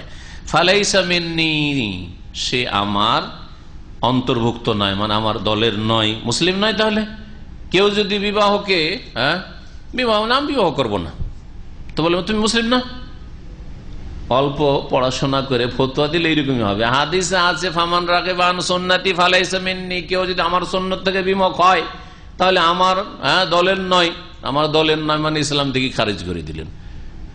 সাধারণ অবস্থায় বিয়ে করা সুন্নত, তাহলে সুন্নত থেকে যদি মুখ ফিরায় তাহলে কি কাফের হয়ে যাবে? মুরতাদ হয়ে যাবে না। তাহলে কি বলবেন? আমার দলভুক্ত না, মানে আমার আদর্শ অনুযায়ী চলল না সে সাধারণ অবস্থায়। এটা কখন বিবাহকে স্বীকৃতি দান করে, রাগিবা আন সুন্নতি, বিমুখ হয় মানে আমি বিয়ে করব না, কিন্তু ওর কাছে জানতে চান কেন বিয়ে করবে না, তুমি বিবাহ করা কি হারাম মনে করছো নাকি? বিবাহ করা নাজায়েজ মনে করছো? না না না না না, বিবাহ যে করছে করুক, আমি করব না, এটাও বিমুখতা। কিন্তু এই বিমুখতাই সে ইসলাম থেকে বেরিয়ে যাবে, নবীর তরিকা থেকে দূরে সরে যাবে, নবীর আদর্শ থেকে দূরে সরে গেল, কিন্তু সেও মুসলিম। পক্ষান্তরে আর একটা অবস্থার কথা বলি, তাহলে এই হাদিসের ঢালার একরকম শুধু ব্যাখ্যা করা যাবে না। আর একটা অবস্থা হচ্ছে যে একজন লোক বিবাহের সুন্নত আদর্শ থেকে বা নবীর যে কোনো আদর্শ থেকে, যেটা কোরআন বা হাদিস দ্বারা স্পষ্ট প্রমাণিত, এমন বিমুখ হলো যে অস্বীকার করে, মানি না আমি বিবাহ করবো না, মানি না, বিবাহ মানি না, বিবাহ কি জিনিস, তাহলে কি বলবেন? তখন ফালাইসা মিন্নি, মানে আমার উম্মতের না, সে মুসলিম না। কোরবানি, একজন বলছেন কোরবানি করবেন না, অনেকে এখানে ফ্যামিলি থাকে কোরবানি করে না, কোরবানি করবেন না, না ভাই কোরবানি করবো না। কেন? পয়সা নেই। পয়সা আছে তো করবো না। তো কি নবীর সুন্নত, সুন্নতে মুআক্কাদা কোরবানি অনেকের কাছে, ওয়াজিব ফুকাহাদের কাছে সুন্নতে মুআক্কাদা সহিহ। তো যদি কোরবানি কেউ না করে তো ইসলাম থেকে খারিজ হয়ে যাবে না। কিন্তু আর এক লোক বলছে যে কোরবানি আমি করব না। কেন কোরবানি করবেন না? আমি মানি না কোরবানি। কোরবানি আবার কি লাভ কি এতে? তাহলে সে কি বলেন? কাফের সে। বোঝা গেল? তাহলে রাগে বা বিমুখ হওয়া দুই রকম হইতে পারে। বিমুখ হওয়া মানে অস্বীকৃতি দান করা, মানি না, এই বিধানকে আমি মানি না, তাহলে কাফের, নবীর উম্মতের না। আর আরেকটা হচ্ছে যে রাগেবা মানে আমি এটা করব না, বিবাহ করব না ভাই, আমি অন্য কাজে ব্যস্ত আছি, আমি বিবাহ করব না। অনেক বড় বড় আলেমরা বিয়ে করেন, বড় বড় আলেমরা তাদের ব্যস্ত বাড়িগুলি লাইন করে 9 বিবির বাড়ি ছিল। হুজরা আয়েশা থেকে শুরু করে মহিলা সেকশনটা যে রয়েছে, আপনি যখন মসজিদে নববীতে ঢুকবেন বাম হাতে যে মহিলা সেকশনটা আছে না, ঘেরা আছে, ওই দিকটা নবী সাল্লাল্লাহু আলাইহি ওয়াসাল্লাম হুজরাগুলি ছিল। 9 স্ত্রী 9টি বাড়ি ছিল লাইন হয়ে। ওই দিকটাকে এখনো মহিলা সেকশনই রাখা আছে, মহিলাদের মুসাল্লা, মহিলারা ওই দিক দিয়ে ঢোকে। নবী সাল্লাল্লাহু আলাইহি ওয়াসাল্লামের বিবিদের বাড়ির বাইরে এসে ইয়াসআলুনা আন ইবাদাতিন নবী সাল্লাল্লাহু আলাইহি ওয়াসাল্লাম, নবী সাল্লাল্লাহু আলাইহি ওয়াসাল্লামের ইবাদত বন্দেগী কেমন ছিল, রাতে তাহাজ্জুদ কতটা পড়তেন, কত ঘন্টা পড়তেন, সারা রাত পড়তেন কি পড়তেন না, ঘুমাইতেন কি ঘুমাইতেন না, দিনে রোজা রাখতেন, কেমন তার রোজা ছিল ইত্যাদি জিজ্ঞাসা করা শুরু করলো তারা। ফালাম্মা উখবিরু, যখন তাদেরকে বলা হলো যে নবী করিম সাল্লাল্লাহু আলাইহি ওয়াসাল্লাম এইরকম ইবাদত করতেন, কান্নাহু তাকাল্লুহা, তারা যেন নবীর ইবাদত বন্দেগীকে অল্প মনে করল, তো সামান্য ইবাদত, তো এমন তো কিছু বেশি না। নবী করিম সাল্লাল্লাহু আলাইহি ওয়াসাল্লাম সারা দিনে কত রাকাত নামাজ পড়তেন মোটামুটি জানা আছে? হ্যাঁ, মোটামুটি 40 রাকাত নামাজ পড়তেন, তাহাজ্জুদ, বেতর এবং ফরজ নামাজ তার আগে, আর সুন্নতের রাতেব, এইসব মিলিয়ে 40 রাকাতের মতো নামাজ পড়তেন। কখনো সালাতুল দুহা বেশি হলে সেটা বেশি হইতে পারে। কিন্তু অনেক বুজুর্গানের দিনের কিসসা কাহিনীতে রয়েছে, কেউ 100 রাকাত রাতে, 200, 300, 400, 500, আমাদের এই ভাই বলছে 1000ও নাকি পড়েছে। আমি 300 রাকাত এক রাতে, যাই হোক কি বলছে 1000 রাকাত নামাজ পড়েছে। তো সংখ্যাতে তো অনেক বেশি, কিন্তু কোয়ালিটি ডাউন কোয়ালিটি। পক্ষান্তর নবী সাল্লাল্লাহু আলাইহি ওয়াসাল্লামের কোয়ালিটি হাই কোয়ালিটির ইবাদত। বোঝা গেছে? জীবনে আপনি একটা দুটোই হজ করেছেন, কিন্তু হজের মতো হজ করেছেন, কোরআন সুন্নাহ মোতাবেক আর খুশুর সাথে ইবাদতের হজ করেছেন। আর অনেক ভিআইপি গুলো, আমি 2 বছর থেকে ভিআইপি হাজিদের গাইডে ওইতে থাকি, কি বলছে এতে থাকি বাংলাদেশ থেকে। তাতে কিছু মন্ত্রী, তারপরে এমপি আর বড় বড় যারা পুঁজিপতি, যাদের নাম বলার প্রয়োজন নেই, তারা থাকে। গত বছর ছিল, এবার ছিল। ওরা প্রতি বছর হজে আসে। গত বছর দেখেছি অনেকে, এবার আবার ওখানে এসে দেখি মাশাআল্লাহ হিলটনে এসে এবারও হজে, প্রতি বছর হজে আসে। হজ তো প্রতি বছর করে, কিন্তু কেমন হজ করে তাদের কেউ কেউ ভালো করে, সবাই একরকম না মাশাআল্লাহ। ওদের মধ্যে আশ্চর্য হয়ে গেল, একজন মন্ত্রী সাহেব সকাল সন্ধ্যার জিকির আমাকে শোনাইতে লাগলেন, খুব খুশি হইলাম।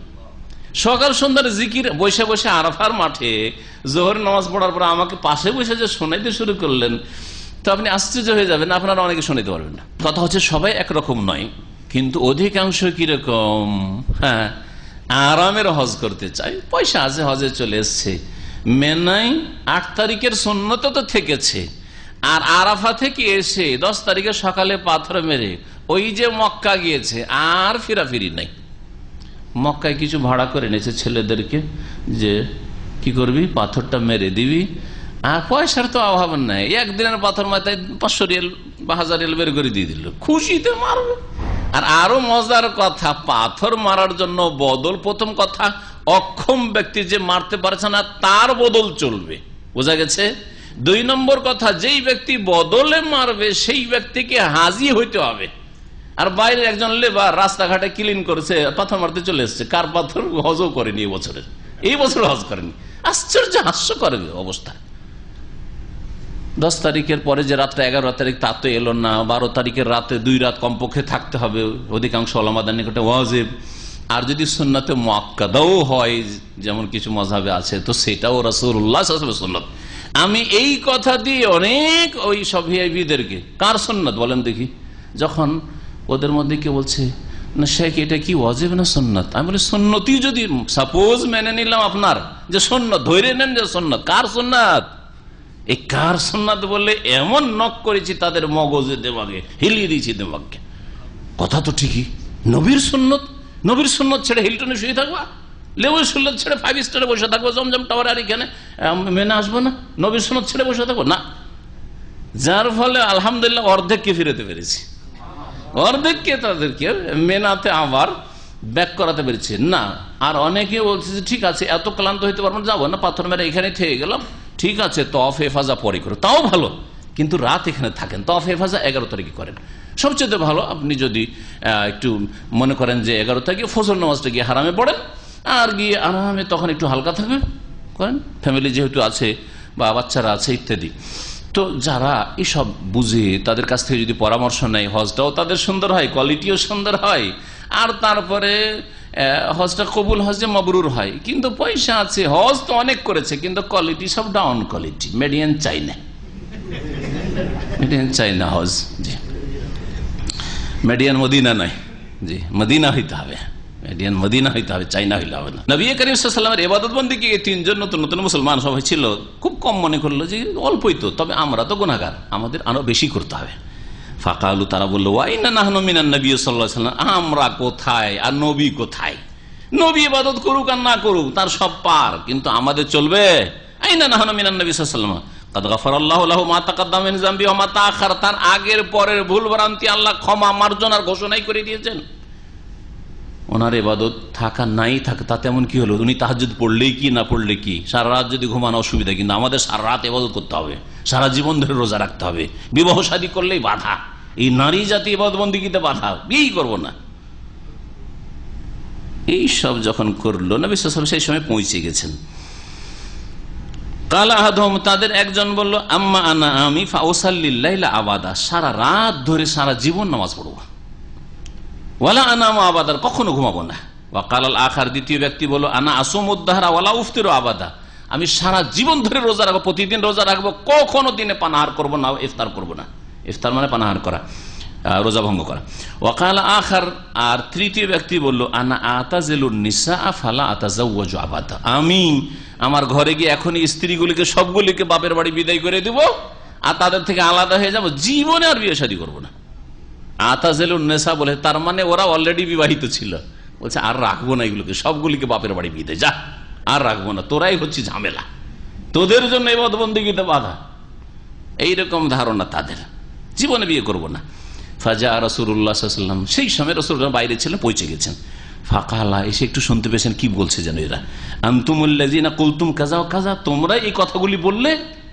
বলছে হ্যাঁ ইয়া রাসূলুল্লাহ, আমা শুনে রাখো, সাবধান, ওয়াল্লাহি আল্লাহর কসম করে বলছি, ইন্নী আখশাকুম লিল্লাহ, আমি তোমাদের মধ্যে সবচেয়ে বেশি আল্লাহকে ভয় করি, ওয়া আতকাকুম লাহু, এবং আল্লাহর জন্য সবচেয়ে বেশি আমি তাকওয়া অর্জন করি তোমাদের মধ্যে।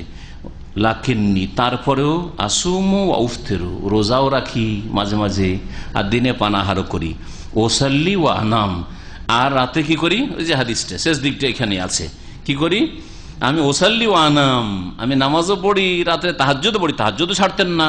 নবী সাল্লাল্লাহু আলাইহি ওয়াসাল্লাম তাহাজ্জুদ কয় রকম ছিল? আল্লাহ সূরা মুজাম্মিলে বলেছেন নবী সাল্লাল্লাহু আলাইহি ওয়াসাল্লামের তাহাজ্জুদ ছিল 3 রকম। কি?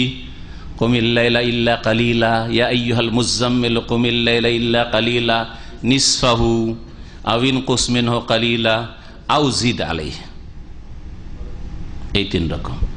নিসফাহু মানে অর্ধেক রাত তাহাজ্জুদ পড়তেন নবী করিম সাল্লাল্লাহু আলাইহি ওয়াসাল্লাম, রাতকে মাগরিব থেকে ফজর পর্যন্ত 2 ভাগ করে অর্ধেক রাত। তারপরে আবিন কুস মিনহু কালিলা, অথবা এর চাইতে কিছু কম করো, আল্লাহ বলছেন। আয়াতের আমল করেন নবী সাল্লাল্লাহু আলাইহি ওয়াসাল্লাম, এর কম মানে অর্ধেকের কম কি 1/3 অংশ, রাতকে 3 ভাগ করে রাতের 3 ভাগের 1 ভাগ 1/3 অংশ নামাজ পড়তেন, আর 2/3 অংশে কিছু সময় জেগে থাকতেন, বিবিদের সাথে কথা বলতেন, কিছু সময় ঘুমাতেন। আর আউজিদ আলী আল্লাহ বলছেন, অথবা এই যে দুটো বয়ান করাম এর চাইতে বেশি করো। তাহলে এর চাইতে বেশি কতটা? 2/3, না সারা রাত না, কখনো না, 2/3 অংশ। 2/3 অংশ, 3 ভাগ করে রাতকে 3 ভাগ করে 2 ভাগ নামাজ পড়েন, আর 1 ভাগ আপনি ঘুমান। তাহলে রাত যদি আজকাল সন্ধ্যা হয়ে যায় 5টায়, ধরেন 5টা, 5:15 মানে 5টা থেকে, আর ফজর হচ্ছে 4:20, তাহলে 4টা, ধরেন 5টা থেকে 4টা, কয় ঘন্টা হইল? 9 ঘন্টা। 9 ঘন্টাকে যদি 3 ভাগ করা যায় তাহলে কয় ঘন্টা নামাজ? সবচেয়ে বেশি সঙ্গে 6 ঘন্টা তাহাজ্জুদ পড়তেন নবী করিম সাল্লাল্লাহু আলাইহি ওয়াসাল্লাম, 2/3 অংশ। অথবা নবী সাল্লাল্লাহু আলাইহি ওয়াসাল্লাম কয় ঘন্টা তাহাজ্জুদ পড়তেন? 9কে অর্ধেক করেন, তাহলে 4.5 ঘন্টা তাহাজ্জুদ পড়তেন। আর কখনো কখনো 1/3 অংশ পড়তেন, তাহলে কত হইতো? 3 ঘন্টা তাহাজ্জুদ পড়তেন। আর আমাদের মধ্যে কেউ 1 ঘন্টা তাহাজ্জুদ পড়ার লোক আছে কি? আলাইসা মিনকুম রাজুলুন রশিদ? আল্লাহ পাক তৌফিক দান করেন, আল্লাহ তৌফিক দান করেন। 3 ঘন্টা, আর তারপর কি বললাম? 3 ঘন্টা, 4.5 ঘন্টা, 6 ঘন্টা, এগুলি বাদ দেন 1 ঘন্টা তাহাজ্জুদ পড়ার লোক চাই আপনাদের মধ্যে। আল্লাহ যেন তৌফিক দান করেন, বেশি না 1 ঘন্টা আল্লাহ পাক তাহাজ্জুদ পড়া তৌফিক দান করেন। আল্লাহ পাক আমাদের সকলকে তৌফিক দান করেন। এই হাদিস থেকে বোঝা যায় যে ইসলাম ধর্ম বৈরাগ্যের ধর্ম নয়। লা রহবানিয়াতে ফিল ইসলাম, নবী সাল্লাল্লাহু আলাইহি ওয়াসাল্লাম হাদিস রয়েছে, ইসলামে সন্ন্যাসীবাদ, সন্ন্যাসবাদ বা বৈরাগ্যবাদ নেই। ইসলামে সংসারের সাথে সম্পর্ক থেকে, সমাজের সাথে সম্পর্ক রেখে, পরিবারের সাথে সম্পর্ক রেখে, ছেলে মেয়ে স্ত্রীর সাথে সম্পর্ক রেখে আল্লাহর ইবাদতকে সুন্দর করতে হবে। আল্লাহর ইবাদত যেগুলি মসজিদ ভিত্তিক ইবাদত বা নিছক খালেস ইবাদতে মাহজা, যেগুলো খালেস ইবাদত, সেগুলি ছাড়াও যেগুলি সাংসারিক কাজ, পারিবারিক কাজ অথবা সামাজিক কাজ, রুজি রোজগারের কাজ, অর্থ হালাল রুজি উপার্জন করা, এই সবগুলিতে যদি আল্লাহর সন্তুষ্টি কামনা থাকে, নিয়তে সালেহা থাকে, তাহলে সেগুলিও আদাত থেকে এবাদতে পরিণত হয়, কি হয়ে যায়? এবাদত হয়ে যায়, সেগুলিতেও নেকি হয়। এই মর্মে অনেক দলিল রয়েছে, তার মধ্যে একটি হচ্ছে নবী করিম সাল্লাল্লাহু আলাইহি ওয়াসাল্লাম বলছেন, হাত্তা লোকমা, ওই লোকমাটি, যেটা কি করো? তাজাউহা ফি ফি ইমরাআতিকা, তোমার স্ত্রীর মুখে দাও। স্ত্রীর মুখে লোকমা দাও মানে লোকমা উঠিয়ে উঠিয়ে খাওয়াইবেন, এটা বোঝানো হয়নি, শাব্দিক অর্থ বোঝানো হয়নি। কখনো আপনি একটু করেন, সেটা আলাদা কথা, কিন্তু এটা বোঝানো হয়নি। কি বোঝানো হয়েছে? যে একবারের খাবারের স্ত্রীর জন্য যে ব্যবস্থা করছেন, এই যে মাসের খরচটা আপনি আপনার স্ত্রী ছেলে মেয়ের পাঠাচ্ছেন, সেটাও কি সাদাকা? নবী সাল্লাল্লাহু আলাইহি ওয়াসাল্লাম বলেছেন সাদাকা। আরো হাদিস, ওয়াফি বুযি আহাদিকুম সাদাকা, তোমাদের লজ্জা স্থান দিয়েও সাদকা হইতে পারে। লজ্জা স্থান দিয়ে কি কিসের সাদাকা হবে? নেকি হবে? কোন সাদকা হবে বলেন? সাহাবীরা বুঝতো, ইয়া রাসূলুল্লাহ আয়াতি আদনা শাহওয়াতাহু ওয়া হুয়া আলাইহি সাদাকা। আরে নিজের ভোগ বিলাস করবে আর কাম, যেটা ভাবতার রয়েছে, জনচাহিদা রয়েছে, সেই জনচাহিদা পূরণ করবে, আর তার সাদকা আবার হবে? ও তো মজা মারলো, আপনার সাদকা কিসের? সাদকা কিসের? নবী করিম সাল্লাল্লাহু আলাইহি ওয়াসাল্লাম বলছেন, আরাইতাল্লাহু ওয়াযাআহা ফি হারাম, আচ্ছা বলো তো, এই হালালটা না করে যদি হারাম জায়গায় চলে যেত, প্রেম করতে শুরু করতে, বলছে যে না বিয়ে করেছে, বিয়ে করেনি তো কেন বিয়ে করবেন না? বলছে প্রয়োজন না, গার্লফ্রেন্ড আছে। আমি পশ্চিমা মুসলমান, পশ্চিমা মুসলমান পশ্চিমা দেশে বাস করেও না, পশ্চিমা সভ্যতার মুসলমান, নামে মুসলমান আব্দুল্লাহ আব্দুর রহমান, কিন্তু ইহুদি নাসারা আর কাফের মুশরিকদের ধর্মে বিশ্বাসী। বোঝা গেছে? কেউ যদি বিয়ে করে তো অপরাধ, কিন্তু গার্লফ্রেন্ড থাকলে স্কুল কলেজ লাইফে প্রেম করলে অসুবিধা নেই। প্রেমটা যে জেনা বুঝি না, যে জেনা, অধম মুসলমান। যখন হারামে গেলে পাপ হইতো, হারাম থেকে বাঁচার জন্য সে সহবাস করেছে, তো নাকি হবে না? সাদকা হবে না? সাদকা হবে। তাহলে দুনিয়া, নিছক দুনিয়াদারির কাজেও সওয়াব পাওয়া যায়, নেকি পাওয়া যায়, সাদকার নেকি। ইমাম ইবনে তাইমিয়া রাহমাতুল্লাহ আলাইহি এই কথা দিয়ে শেষ করছি, বলছেন আল ইরাজু আনিল আহলি ওয়াল আওলাদ লাইসা মিম্মা ইউহিব্বুহুল্লাহ ওয়া রাসূলুহু। কেউ যদি স্ত্রী এবং ছেলে মেয়ে থেকে বিমুখ হয়, বিয়ে শাদী করবো না, ঝামেলা শেষ নেই, ছেলে মেয়ে, বেশি ছেলে মেয়ে নেবো না, ঝামেলা শেষ নেই, বেশি ছেলে মেয়ে নেবো না, ঝামেলার শেষ নেই। ছেলে মেয়ে নিলে এই রুজি রোজগার করতে হবে, আর তাদের জন্য এই হাসপাতাল নিয়ে যাও, এই চিকিৎসা করো, তো এই করো, স্কুলে দিয়ে আসো, নিয়ে আসো, কত ঝামেলা। আর সব এবাদতেও বাধা, টেনশন, ওইসব করবো না, ফ্রি হয়ে এবাদতবন্দি করবো। বলছেন তিনি লাইসা মিম্মা ইউহিব্বুহুল্লাহ ওয়া রাসূলুহু, এটা আল্লাহও পছন্দ করেন না, সংসার ত্যাগী হবে, বিয়ে করবো না, ছেলে মেয়ে নেব না বেশি, আর তার রাসূলও পছন্দ করেন না। ওয়া লাইসা হুয়া মিন দীনিল আম্বিয়া, এবং নবী রাসূলগণের এটা দ্বীনও না, রাসূল নবী রাসূলগণের দ্বীনও নয় সংসার ত্যাগী হওয়া, বিবাহ না করা, বা বিবাহ করেছি কিন্তু ছেলে মেয়ে নেব না, বাঁধা দেখে বিয়ে করা, এমন বংশ পরিবার দেখে বিয়ে করা যে ওই বংশে একটা দুটা ছেলের বেশি যেন না থাকে। আজকাল এরকম বিয়ে করছে, যারা দ্বিতীয় বিয়ে করেছে অনেকে এরকম আছে, দেখছে যে এই মেয়েটা সম্পর্কে জানে যে বাচ্চা হবে না, সেই জন্য বিয়ে করেছে, কারণ বাচ্চা হলে তো আবার বেড়ে যাবে, তখন দায়িত্ব বাড়ে। না না না, বাচ্চা হবে না দেখে বিয়ে, মাঝা দেখে বিয়ে করেছে, আল্লাহ কোনোদিন বরকত দেবে না, নিয়তটাই খারাপ, যাতে বাচ্চা না হয় ওইরকম দেখে বিয়ে করেছে।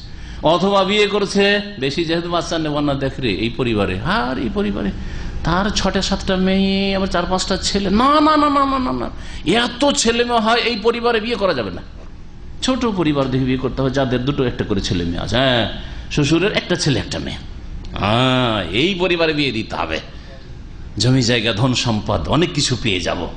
এইরকম নিয়তে যদি কেউ বিয়ে করে তাহলে আল্লাহ বরকত দেবেন না, তার অসৎ নিয়ত।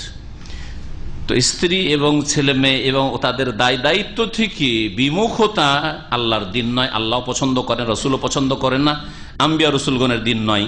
মহান আল্লাহ সূরা রাদের আয়াত নম্বর 38 ইরশাদ করেছেন, ওয়ালাকাদ আরসালনা রাসূলান, আমি রসুলগণকে পাঠিয়েছি, মিন ক্বাবলিকা, হে নবী তোমার পূর্বে, ওয়াজআলনা লাহুম আজওয়াজান ওয়া যুররিয়া, এবং তাদের স্ত্রীও আমি করেছি, আর কি করেছি, অজুরিয়া, তাদেরকে সন্তান সন্ততিও দিয়েছি, তাদেরকে স্ত্রী দিয়েছি, তারা বিবাহ শাদীও করেছে, আর তারা ছেলে মেয়েও নিয়েছে।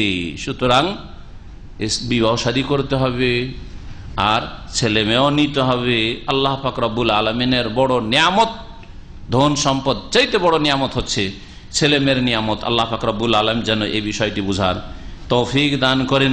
আল্লাহ রব্বুল আলামিন সমস্ত রকমের গুনাহ থেকে বেঁচে থাকার তৌফিক দান করেন। যুবকদেরকে, যেসব ভাইয়েরা যুবক হয়েছেন, বিয়ে শাদী করতে পারেন, তাদেরকে, যুবতীদেরকে গুনাহ থেকে বেঁচে থাকার তৌফিক দান করেন। বিশেষভাবে যেসব ভাইয়েরা নিজের পরিবারের সাথে থাকতে পারছেন না, আল্লাহ পাক তাদেরকে গুনাহ থেকে বিশেষভাবে যেন বাঁচিয়ে রাখেন। প্রত্যেক মুসলিমকে আল্লাহ পাক রব্বুল আলামিন তাদের উত্তম চরিত্র গঠনের তৌফিক দান করেন। আল্লাহ পাক আমাদের সমস্ত বালা মুসিবত দূর করেন। আল্লাহ পাক রব্বুল আমাদের রিজিকে যেন বরকত দান করেন। আমাদের ছেলে মেয়ে, পরিবার পরিজন, আত্মীয় স্বজন সবকিছুতে আল্লাহ পাক যেন বরকত দান করেন। আল্লাহ পাক রব্বুল আলামিন দুনিয়া আখিরাতের সার্বিক কল্যাণ আমাদের দান করেন। রব্বানা আতিনা ফিদ দুনিয়া হাসানা ওয়া ফিল আখিরাতি হাসানা ওয়া কিনা আযাবান নার। সুবহানা রাব্বিকা রাব্বিল ইজ্জাতি আম্মা ইয়াসিফুন ওয়া সালামুন আলাল মুরসালিন ওয়া আলহামদুলিল্লাহি রাব্বিল আলামিন। গুরুত্বপূর্ণ প্রশ্ন। আজকাল অধিকাংশ সরকার, মুসলিম সরকারগুলি, মুসলিমদের কথা বাদ দেন, মুসলিম সরকারগুলি এই আইন করে রেখেছে 18 বছর আগের বিয়ে দেওয়া যাবে না মেয়েদের। ছেলেদেরও বয়সে নির্ধারণ আছে নাকি? 21-22 এরকম কিছু নির্ধারণ আছে? 21 হইতে হবে, না হলে বাল্য বিবাহের অপরাধে সেটা শাস্তি হইতে হবে, শাস্তিযোগ্য সেটা। 18 বছরে যদি আমরা মেয়েদের বিবাহ দিয়ে দিই, যেটা সরকার অনুমতি দিচ্ছে, তাহলে অনেক গুনাহ কমে আসবে। ভালো করে মনে রাখেন, শুধু 18 বছর যে সরকার আইনটা তৈরি করেছে, তাদের ইসলাম বিরোধিতা যদি উদ্দেশ্য না থাকে, বরং ততদিন পর্যন্ত একটা মেয়ে কিছু লেখাপড়া করে নিক। 21 বছরে যে আইনটা করেছে, 18 বছর বয়সে দাড়ি মোচ কিছুই গজায়নি, এই মোচে কালি টালি দিয়ে কালো করে পাসপোর্ট বানিয়ে তারপরে বিদেশে আসছে, বুঝছেন? আমি জানি অনেক এই ছেলেগুলো দেখেছি, তোমার বয়স কত? বলছে 18 বছর। তুমি আসলে কি করে? বলছে যে পাসপোর্ট হবে না, তখন এই কালি দিয়ে মোচ বানালে। তো এটা সরকারও চাই না, আল্লাহও চাই না। 18 বছরের ছেলে কেন রুজি রোজগারে আসবে? খুব মায়া লাগে ওইসব ছেলে দেখে। 18-20 বছরের ছেলে কাজে আসবে কেন? কাজে আসবে লেখাপড়ার সময় পড়াশোনা করো, বড় হওয়ার চেষ্টা করো, তোমার দ্বারা তোমার উম্মতের ফায়দা হবে, দিন দুনিয়ার ফায়দা হবে। সুতরাং দিন শিক্ষা যদি জাতিকে উপকৃত করতে চায়, অথবা দুনিয়া শিখে ডাক্তার ইঞ্জিনিয়ার হয়ে দেশকে শক্তিশালী করতে চায়, সমাজকে শক্তিশালী করতে চায়, মুসলিমদের সেবা করতে চায়, জনকল্যাণমূলক কাজ করতে চায়, অনেক নেকির রাস্তা রয়েছে। সুতরাং এত তাড়াতাড়ি একটা ছেলে বিয়ে করে নেবে, এটা শরীয়ত বলে না। সুতরাং সরকার যদি 18 বছর আইন করে থাকে, 21 বছর, এটা আমি অপরাধ মনে করি না, অপরাধ মনে করি না। আপনার দায়িত্ব হচ্ছে, একটা মেয়ের মেন্স হয়েছে, মাসিক হয়েছে, সাবালিকা হয়ে গেছে, ধরেন 12 বছর বয়সে, সাধারণত 11-12তে হয়, 12 বছরে, 12 থেকে নিয়ে 18 পর্যন্ত এই 6 বছর বাপ মায়ের দায়িত্ব বেড়ে যায়। আপনি ভালো নজর রাখেন, ভালো তরবিয়ত দেন এবং অবাধ মেলামেশার সুযোগ না দিয়েন না। আপনি সহশিক্ষায় পাঠায়েন না। কেন ওই স্কুলে পড়াবেন যেখানে ছেলেরা যুবকরা পড়ে? আরাম আপনার জন্য কেন পড়াবেন আপনি? আপনার অপরাধটা নজরে আসে না, শুধু সরকারের অপরাধ বড় করে নজরে আসছে। ভুল কথা, বুঝেছেন? আমি সরকারকে বাড়ি বলছি না, বহু পাপে তার জড়িয়ে আছে, কিন্তু কথা হচ্ছে যে এই ক্ষেত্রে এমন কোনো অপরাধ নাই তাতে আপনাদের কল্যাণ উদ্দেশ্য রয়েছে। হয়তো আপনার ছেলে মেয়ের ভবিষ্যৎ মঙ্গল হোক, এটা হচ্ছে সরকারের হয়তো উদ্দেশ্য। আমি তাদের সৎ নিয়তের কথা, সৎ নিয়ত অবশ্যই থাকতে পারে, আর মানুষের সম্পর্কে হুসনে জান সবসময় সুধারণা রাখতে হবে, সরকার হোক অথবা জনসাধারণ জনগণ হোক। সুতরাং আপনাদের যখনই ছেলে মেয়ে সাবালক সাবালিকা হচ্ছে, কড়া নজর রাখতে হবে। টিভি দেখতে চলে যাচ্ছে আপনার মেয়ে অথবা ছেলে, কয়েক ঘন্টা প্রতিবেশীর ঘরে গিয়ে টিভি দেখে আসছে, কেন যাবে? আধা ঘন্টার জন্য যাবে না, কেন যাবে? এই রোগ আর এগুলি দিয়ে বহু পাপ হচ্ছে। রাস্তাঘাটে চলে যাচ্ছে, কোথায় গেছে? হ্যাঁ গেছিলাম বাইরে একটু বন্ধুর সাথে। বন্ধুর সাথে কেমন বন্ধুর সাথে ঘোরাফেরা করে খোঁজ নেন, এটা জায়েজ জিনিস, এটা না ওই গোয়েন্দাগিরি করার নাই, সন্দেহ করার নাই, কিন্তু আমার দায়িত্ব আছে, আমাকে আল্লাহর সামনে জবাব দিতে হবে। কোথায় গিয়ে কয়েক ঘন্টা কাটিয়ে আসলো আমার ছেলে অথবা আমার মেয়ে যাচ্ছে টিউশনে যাচ্ছে, টিউশনে আবার পুরুষের কাছে কেন টিউশনে যাবে? আবার টিউশন গিয়ে ছেলে মেয়ে একসাথে কেন পড়বে? মেয়েরা মহিলা টিচার কাছে টিউশন পড়বে, তারপরে টিউশন পড়ার জন্য সবচেয়ে ভালো আপনার বাড়িতে পড়ান, আপনার চোখের সামনে। এইরকম বহু বিষয় রয়েছে যেগুলি দায়িত্ব আমাদের রয়েছে। সুতরাং এটি বড় বিষয়। আর একটা যে বিষয় বললেন যে মাসিক হয়ে যাওয়ার পরে যদি কোনো গুনাহ হয় অথবা সাবালক ছেলে হয়ে যায় তারপরে গুনাহ হয়, তো বাপের মায়ের গুনাহ হবে না, এরকম কিছু নাই। আপনি ভালো তার দেখাশোনা করছেন, তারপরে এত ভালো তরবিয়তের পরেও যদি পাপ করে দেয়, তো আপনার যদি দায়িত্বে কোনো রকমের শিথিলতা না থাকে, অবহেলা না থাকে, গাফিলতি না থাকে, তো আপনাকে আল্লাহর সামনে জবাবদিহি করতে হবে না। কিন্তু আপনি যদি গাফিলতি করেন তো জবাব দিতে হবে। আমি ভালোভাবে তরবিয়ত করলাম, নূহ আলাইহিস সালামের ছেলে কেনানের মতো যদি হয়ে যায়, আল্লাহ না করে, তাহলে আমার কি দোষ হলো, আপনার কি দোষ হলো? বোঝা গেছে? তা নূহ আলাইহিস সালামকে জবাব দিতে হবে নাকি যে তোমার ছেলে কেন কাফের হইলো? লূত আলাইহিস সালামকে জবাব দিতে হবে নাকি যে তোমার বিবি কেন কাফের হইলো? না, কখনো না। আমাদের ভাই বলছেন যে আমাদের দেশে যে শিক্ষা প্রতিষ্ঠান মহিলাদের জন্য করবো, তো শিক্ষিকার অভাব রয়েছে। শিক্ষিকার প্রথম কথা অভাব, দুনিয়ার শিক্ষার ক্ষেত্রে অভাব হবে না, যথেষ্ট মহিলা। আজকাল মহিলারা শিক্ষা আগে বেড়ে আছে, মহিলারা বেশি, মেয়েরা বেশি মেহনত পরিশ্রম করে রেজাল্ট। সৌদি আরবের ক্যালকুলেশন বলছি, এখানে মেয়েদের রেজাল্ট ছেলেদের চাইতে ভালো, মেয়েদের রেজাল্ট ছেলেদের চাইতে ভালো। অন্য দেশে দেখেন তো, বাংলাদেশের কথা বলছেন, হ্যাঁ, কারণ মেয়েরা ওই মোবাইল নিয়ে আর এই ঘুরে বেড়া আর এই করা সেই করা, সময় নষ্ট কিন্তু করে না, কিন্তু ছেলেরা এই করে, যার ফলে ওদের অনেকটা সময় তাতে নষ্ট হয়ে যাচ্ছে। তো প্রথম কথা এটি। তারপরে যদি শিক্ষিকার অভাব হয়, তার ব্যবস্থা রয়েছে, বিকল্প ব্যবস্থা রয়েছে। পর্দার আড়াল করে পুরুষ পড়াইতে পারে। যেগুলো ভালো মাদ্রাসা, কোরআন হাদিসের মাদ্রাসা রয়েছে, এখন বুখারী পর্যন্ত, বুখারী পড়ার জন্য মহিলা টিচার আজ পর্যন্ত বাংলাদেশে পাবেন না, ভারতে খুঁজে পাওয়া যাবে না। আমাদের বড় একটা মাদ্রাসা আছে, মহিলা মাদ্রাসা, এখন সেই মাদ্রাসাটা চালায় আমাদের আত্মীয় স্বজনরা। তো সেই মাদ্রাসাতে এখন বুখারী পর্যন্ত পড়া হয়, কোথায় টিচার, মহিলা টিচার তো পাওয়া যায়। মহিলা টিচার খুব বেশি তো মিশকাতটা ভালো করে পড়াইতে পারবে না, তাহলে এই বড় বড় কিতাবগুলি ফিকহের, হাদিসের, তাফসীরে কি করে পড়াবে? মুশকিল। আর পড়ালে সেভাবে হক আদায় করবে না, প্রোডাকশন ভালো হবে না, দুর্বল হবে, দুর্বল থেকে দুর্বলই পয়দা হবে, না সবল পয়দা হবে, খুব কম। তখন পর্দার ব্যবস্থা করা হয়েছে। পর্দার দুটো তরিকা, একটা সবচেয়ে ভালো তরিকা আছে যে পর্দা দিয়ে দেন, পর্দা দিয়ে তারপরে পর্দার আড়ালে মেয়েরা বসুক, সাবালিকা মেয়েরা, তারপর ছাত্রীরা, তারপর পড়াশোনা করুক। সৌদি আরবে এখানে যে আপনার এই 37 সাবা সালাসিনে কুলিয়াতুল বানাত ছিল, এখন ওর ইউনিভার্সিটি হয়ে গেছে। ওটা আগে ছিল গার্লস কলেজ ছিল, এখন গার্লস ইউনিভার্সিটি, কিন্তু ওটা দামাম ইউনিভার্সিটি গার্লস। তো সেখানে পুরুষ প্রফেসর আছে, সৌদি আছে, নন সৌদি আছে। একজন ইন্ডিয়ান ডক্টর জাভেদ সাহেব ছিলেন, মারা গেছেন রাহিমাহুল্লাহ, সহি আকিদা ছিলেন, আমাদের সেন্টারে উর্দু সেকশনে মাঝে মাঝে এসে বক্তব্য করতেন, আর ঘনিষ্ঠ সম্পর্ক আমাদের সাথে ছিল উনি। তো ওনার কাছ থেকে জানি যে ওনারা বক্তব্য কেমন। ওই গেটে গিয়ে যেখানে সিকিউরিটি বসে, সেখানে টিচার রুম আছে, পুরুষ টিচারদের রুম আছে, সেখানে গিয়ে স্পিচ করেন বা ক্লাস নেন। আর টিভিতে গিয়ে ক্লাসরুমে মেয়েদের মাঝে দেখানো হয়, আর তারপরে ওতেই তারা প্রশ্ন করতে পারে, সেখান থেকে প্রশ্ন করতে পারবে, উত্তর পাবে, এইভাবে পড়াশোনা হয়। সৌদি আরবে তাহলে পুরুষ টিচার পড়াচ্ছে, এইভাবে পড়াচ্ছে, পর্দার আড়াল থেকে পড়াচ্ছে।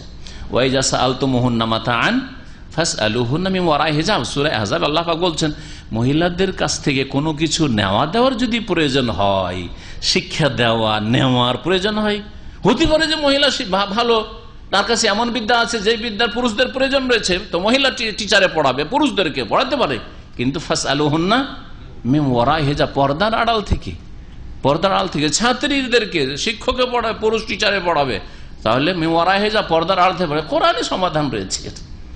আর একটা তরিকা হচ্ছে যেটা কোন কোন মাদ্রাসায় করেছে, যদিও এটা পছন্দনীয় না, সেটা হচ্ছে পর্দা দিয়ে রাখেনি, অথবা এইরকম টিভির ব্যবস্থা পর্দার আড়াল থেকে না, অন্য রুমে বসে পড়াচ্ছে। যেমন আমাদের এখান থেকে শুনছে না আমাদের বোনেরা শুনছে, পর্দার আড়ালে দূরে কোনো সম্পর্ক না আমাদের সাথে, আর এক রুমে বসে সেখানে টিভিও দেওয়া যেতে পারে। তো এই হচ্ছে একটা তরিকা বললাম। আর একটা তরিকা যেটা বলছিলাম সেটা হচ্ছে বোরকা পরে সামনে বসে যাওয়া। এটাও দেখেছি বেশ কিছু মাদ্রাসা, আমি অনেক মাদ্রাসা এরকম ভিজিট করেছি, তো দেখছি যে বোরখা পরে আর পুরুষ টিচারে পড়াচ্ছে, বড় কিতাব পড়াইতে পারবে না মহিলা টিচারে, তা পড়াচ্ছে কিন্তু বোরখা পরে। যদিও বোরখা পরে থাক, চেহারা ঢেকে থাক, এতে কিছুটা ফিতনার আশঙ্কা আছে, এটা অগতির গতি, এটা না করাই উচিত হবে। তবে কিছু কিছু মাদ্রাসাতে আমি দেখেছি যে এরকম মহিলা মাদ্রাসাগুলিতে করছে, আল্লাহু আ'লাম।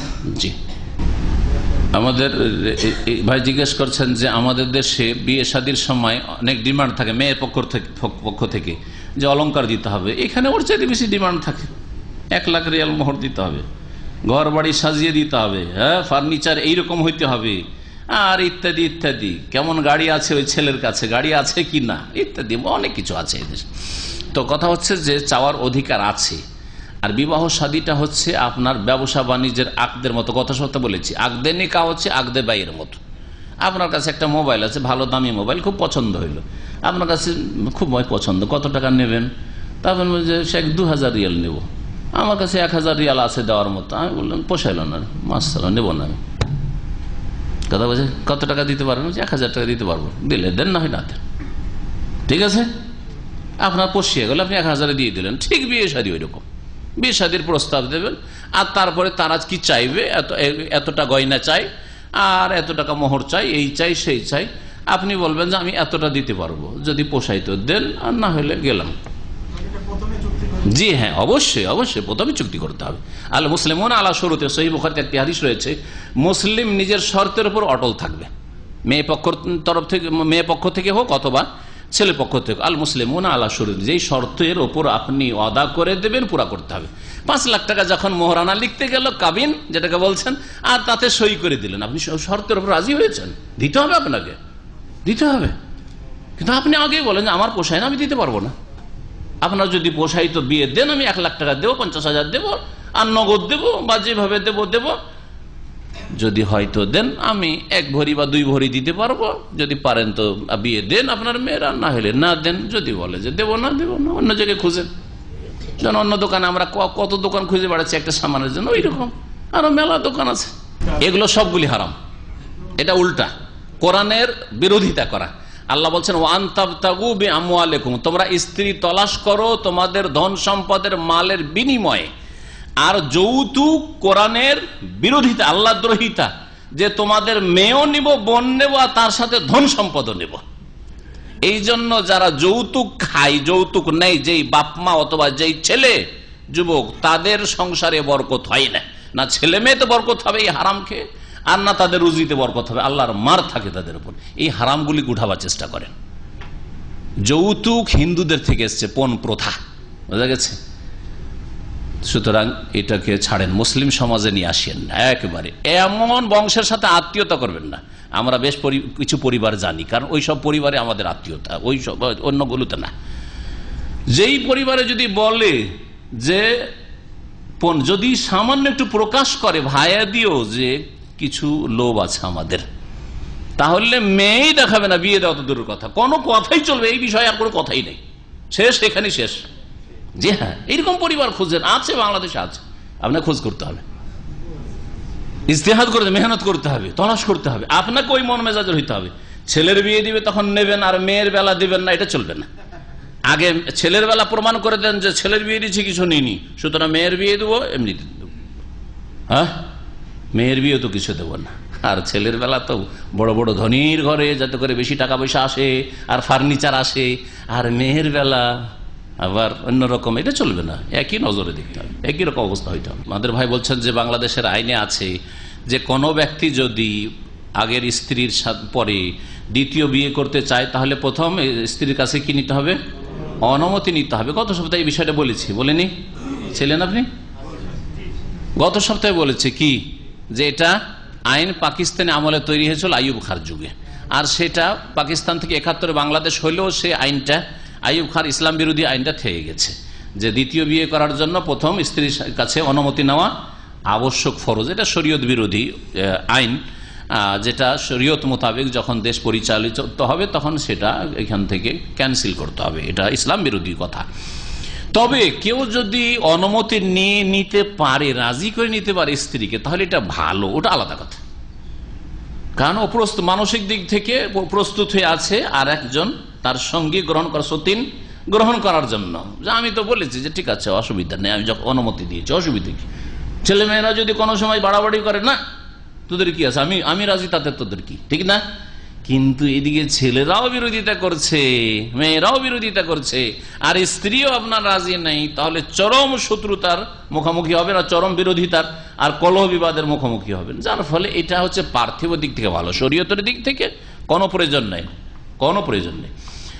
2 নম্বর বিষয় হচ্ছে যে আর একটা আইনে লেখা আছে যে মহিলারা পুরুষকে তালাক দিতে পারে। তালাক দিতে পারে কথাটি হচ্ছে কাফেরদের আইন, ইহুদি নাসারাদের, ব্রিটিশ ল হইতে পারে সেটা, যে পুরুষ যেমন মহিলাকে তালাক দিতে পারে, মহিলা পুরুষকে তালাক দিতে পারে। আর শরীয়তের বিধান হচ্ছে মহিলা তালাক দিতে পারে না, তালাক নিতে পারে, যেটাকে খোলা বলা হয়। সেটা কি বলা হয়? খোলা বলা হয়। যদি কোনো মহিলার স্বামীর সাথে না পোষায়, তার যৌন ক্ষমতা দুর্বল, অথবা তার ব্যবহার খারাপ, নামাজ পড়ে না, শিরকি আকীদা রাখে, অথবা নাস্তিক, ধর্মীয় কারণ, অথবা তার শারীরিক কারণ, স্বাস্থ্যগত দিক থেকে তার মারাত্মক রোগ আছে, বিয়ের পরে জানতে পেরেছে আমি এই রোগীর কাছে কেন থাকবো, এই রোগ আগে থেকে সুগার, আর এই সুগারের লোক হয়তো এর ছেলে মেয়ে হবে না, এর সংসারে থেকে তালাক নিতে পারে। কোনো গুনাহগার হবে না স্ত্রী যদি তালাক নেই, তাহলে কোনো দোষ যদি তার সামনে ফুটে ওঠে আর সে যদি তালাক নেই, খোলা নেওয়ার জন্য স্বামীকে বলবে যে দেখো আমাকে তুমি ছেড়ে দাও, আমি তোমার থেকে বিদায় নিই। যদি দেখে যে না এটি সম্ভব না, ছাড়বে না কখনো, তখন আদালতের আশ্রয় নেবে, আদালতের বা মুসলিম কাজীর আশ্রয় নেবে। আর যেসব দেশ অমুসলিম দেশ, যেখানে মুসলিম কাজী বা আদালত কাজা নেই, সেখানে ভালো কোনো আলেমের আশ্রয় নেবে আর বিবাহ বিচ্ছেদের ঘোষণা করে দিবে। বিবাহ বিচ্ছেদের ঘোষণা করে দিবে, 2 পক্ষকে ডেকে যে তোমাদের মাঝে বিবাহ বিচ্ছেদের ঘোষণা করা হইলো। একে খোলা বলা হয়েছে কোরআন কারীমের ভাষায়, জি, বা হাদিসের ভাষা থেকে আপনারা উপকৃত হতে পারবেন। আল্লাহ পাক রব্বুল আলামিন সকলকে যেন উপকৃত হওয়ার তৌফিক দান করেন, ভালো কথা জানার এবং মানার পালন করার তৌফিক দান করেন, আর মন্দ কথা কাজ থেকে বেঁচে থাকার আল্লাহ পাক যেন তৌফিক দান করেন। সাল্লাল্লাহু আলা নবিয়িনা মুহাম্মদ ওয়া আলা আলিহি ওয়া